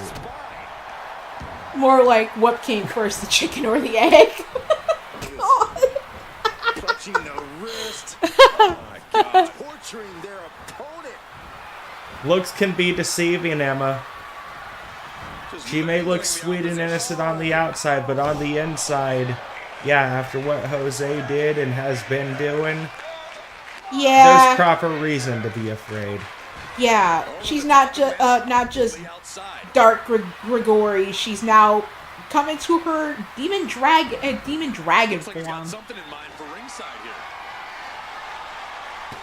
Through all the rage, dealing with all the crap that happened to her, as well as the rest of the family.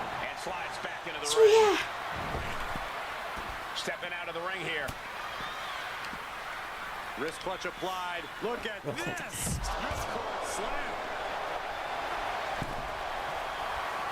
Climbing the turnbuckles to the top. Jeff going up top. This is the double axe handle. Killian back into the ring. What was in mind there? I don't know if there was anything in mind there. Killian, quit showing off. Now for something painful and tough.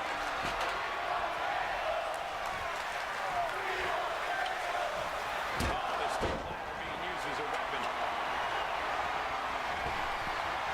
He's heading out to the ringside area.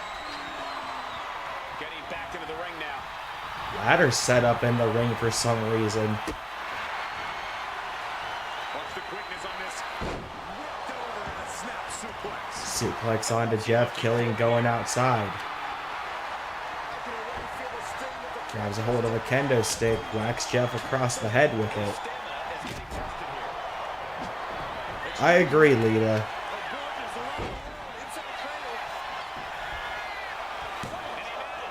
Roll-up attempt. Only a 1 count on Killian. Position for the count. That was a very even count. Can't find any flaws with it. Oh, right into a counter. Great height. Going down. This could be it. Such a timely kick out. Official was in the right position at the right time with a perfect view of their shoulders.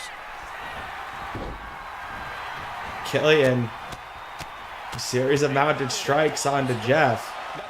Brings him back up to his feet. Yeah, I'm sure they would, Delita.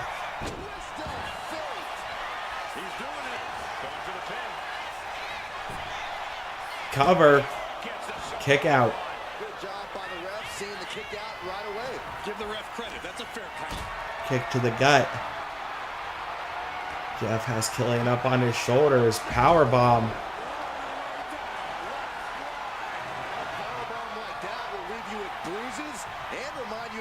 Drags him across the ring. Killian slow to get up.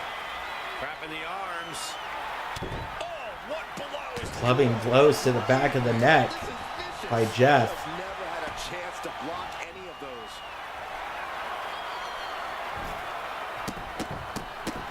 Rapid fire stops to the back and repeated. Moonsault missing.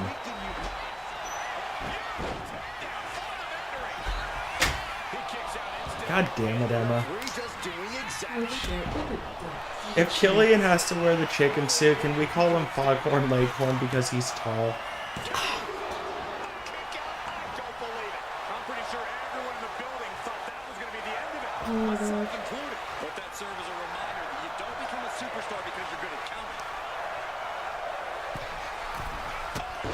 I swear, not.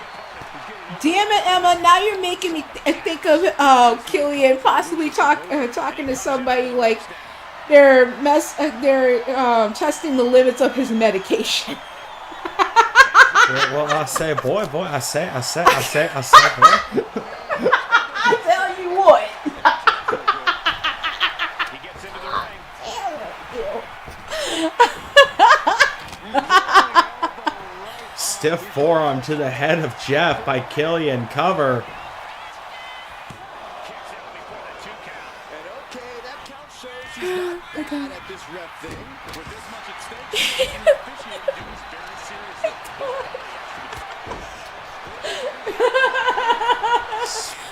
Spear by Killian, going for another cover. Kick out at 2. I'm surprised she can even attempt at keeping a straight face with having to referee this. Drops Jeff with that DDT.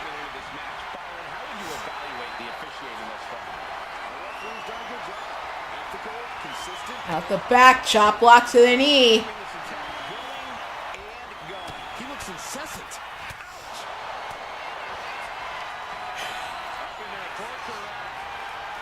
Knee shot to the face on Jeff. Cover. Kick out at 2.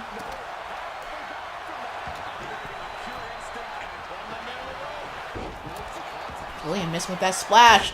With that springboard moonsault. Goes for another and connects right on the spine. Extreme Rules takes an intense toll on the body. The longer this match goes, Cover by Jeff. solid work by our special referee. Oh my god. Cover. Kick out by Killian. Consistency with the cadence. Unfortunately, no, it can't. Unfortunately, we can't make that happen, Mark. It's only one fall to a finish. Yeah, unfortunately. Kick out by Killian. Yeah, he's like, can this please end in a draw? So both gotta wear it and both set of twins see their daddies both wear the suit. I'd piss my pants laughing, not sure Ross Matthews by them in the Jeff. suit Cover. or their babies mimic their entrances. Oh, Lord. Kick out at 2 by Killian. I think Killian being all spooky wooky appearing from right behind him. I think Jeff would embrace it a little bit more easily than Killian, because we're talking about Jeff being called Dino Boy.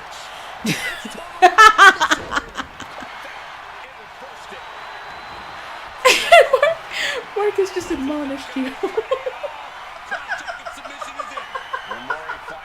That's my job. Killian tapping out. Jeff wins. Oh, man. Poor Killian. Oh, God. Poor Killian, but these kids are going to be cracking up so much. And then Lissa's got, with everything she's dealt with, may crack a smile, but just shake her head at Killian. Oh, God.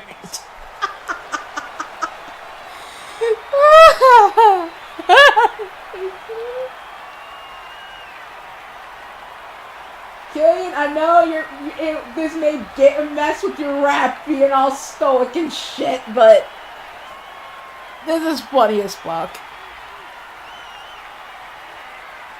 Shrugs and puts on the suit and walks over to V and Levi and picks them up from the front row.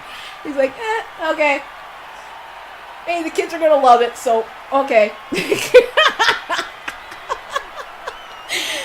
Well, everybody, that's been our show for the night. Want to thank everybody who stopped in for the live episode for a minute, hour, whole freaking show. Y'all know the spiel. Anybody catching this on the replay, I appreciate the love and support. Tomorrow will be the latest episode of CRW's Mass Destruction going live.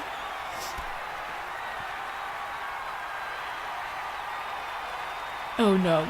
Lita's like, can they still both wear it? Why do I gotta see a Jeff in the suit so I can see our twins' reactions?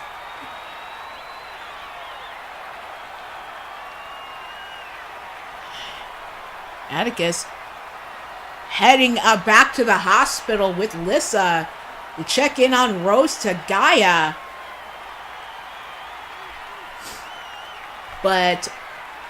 As I said before, tomorrow will be the latest episode for CRW Mass Destruction. BMWF's Lifeblood will be this coming Monday. So, until then, thank you, everybody. And to a certain house, beware of the blood moon. Nighty night.